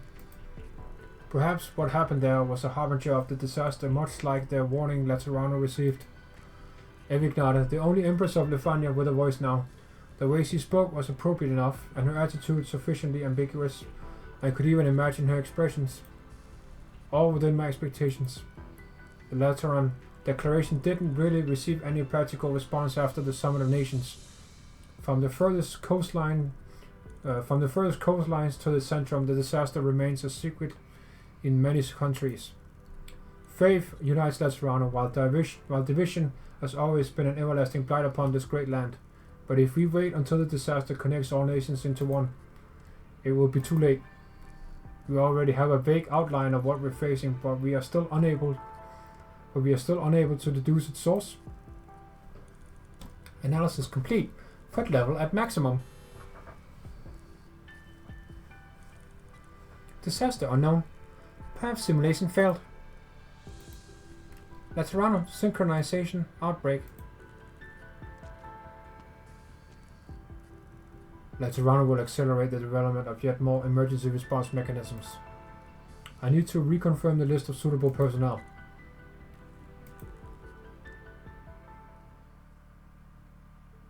Oh my god, it keeps fucking going. Yeah, we're over 2 hours now. Let me fucking end. That settles the formalities of the handover. In accordance with the bilateral agreement between Leithanien and Leithanien, the Empress's voice and I will assure that Arturo Giallo returns to Leithanien when necessary. The aforementioned agreement has been confirmed. Phew, that's it. I guess this is goodbye for real. Michael, feel free to come find me anytime, whether I'm in Leithanien or on Rhodes Island. Huh? This is new Hair Executor. What's with the human touch in your voice today? Human touch? A useless vague descriptor. I just have an intuition. This incident has not yet been fully resolved. To be more precise, what we experienced was just the beginning. Ah, so that's how we get Michael as an operator. You're here at last, Federico? The Empress let you go, but that does not mean I can immediately take you away. The handover procedure was somewhat more tedious than planned. Fine work, I assume. You heard Herkunftshorn's final words within the chaos. What exactly did he tell you? Get in line, everyone wants to know. Nobles, scholars, Witch King's remains, Emignane, they're all guessing what exactly Herkunftshorn's legacy will be. Might, power, knowledge? What do you think, Federico? All I saw was an enormous mass of shadows that didn't exist in reality. Herkunftshorn's death 23 years ago was the only fact of the matter. No matter how many images he fabricated for himself or how many words he spoke, they were all simply echoes of the past. He may have failed to conquer death, but he did manage to carve all his emotions into the void itself. His complacency, frustration, loathing, regret, and his expectations. He said our genesis is also our end, and that our responsibilities are also our incompetence. The invasion of chaos is inevitable. The master of all existence will awaken. A difficult threat to decipher. Perhaps this is somewhat related to His Holiness's attitude. He was the one who entrusted me with the mission of bringing you back to Leithanien. Arturia, you said at the amphitheater that you never left Leithanien of your own accord. I freely admit there are gaps in our laws, and that emotion may be a supplementary force we can use to help Leithanien face this new threat. But it is undefinable and bound to come with unknown risks. Therefore, I will increase my vigilance over you in order to determine the subjective motivations and possible objective consequences of your actions. I.e., I will shoot to kill if I find anything suspicious. I am most grateful your beatitude for your redefined rationality. You are my most suitable executioner. Yep, that's exactly what she would say. Alright, Federico, if you're not in a hurry to set off on your next journey, then take a good look at this sunset. This is the moment where Zwillingstürme reveals the pinnacle of its beauty. Such splendor is both fleeting and fragile. Soon, night will fall. Do you still remember the question you once asked me? Leithanien seems to stand eternally white and flawless, shining with an everlasting radiance. So where is the first place to light up when the sun goes down? Back then I promised you that I would bring you to the highest point in Leithanien for a look. I know the answer. Oh? I went to the top of the basilica after I met with the Pope and received my sainthood. Once night falls in the city, the streets to the right of the Tower of Revelations will be the first to light up. I even looked into why that is the case. The Lateran Office of Electrical Management has an integrated program for the city's public energy grid. The area I mentioned belongs to the district where the Tower of Revelations is located. Alcide, the operator in the management office, is left-handed and has a mild case of obsessive-compulsive disorder. He starts from the leftmost switch on the control panel every day. The lights start from that street to the right of the Tower of Revelations, and then through the notarial hall and firearms workshop in the Pagus Machelion onto the Sunset Chapel in Pagus St. Marcel, and then all the way to the chapel square. At night, the streetlights in Leithanien illuminate in order. And I should have expected as much. Your answer, as the most rational person I know, is also... And they look just as nice as they were before.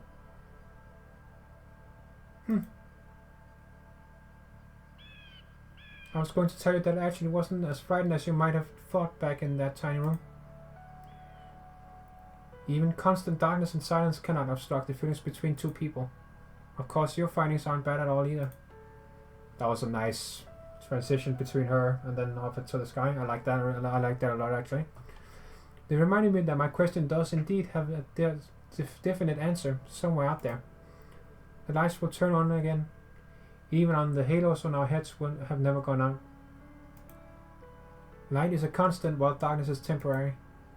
As for our emotions, grief and joy may happen in certain moments of our lives, but we always feel them all the time. They have never left us. Like how the sunset has never truly left the sky. And now we're done. Oh, that was a long fucking event. Oh my god.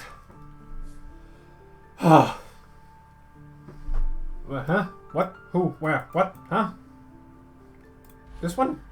The EX stages, I know that. I know that already. You don't have to remind me. Anyway, I will start doing the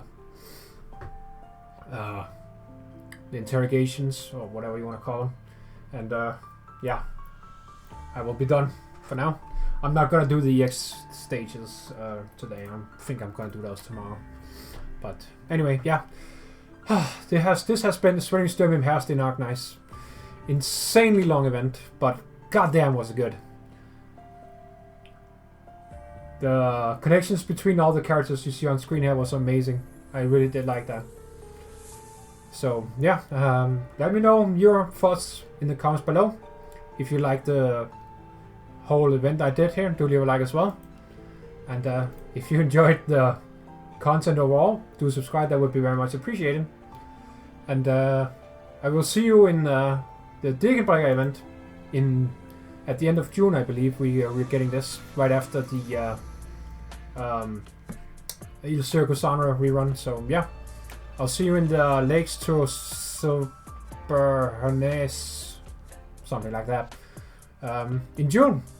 So yes, enjoy your own event if you are playing it, and I will see you when I see you next, Combats. Have a good one, as always, and that will be it for now. До свидания.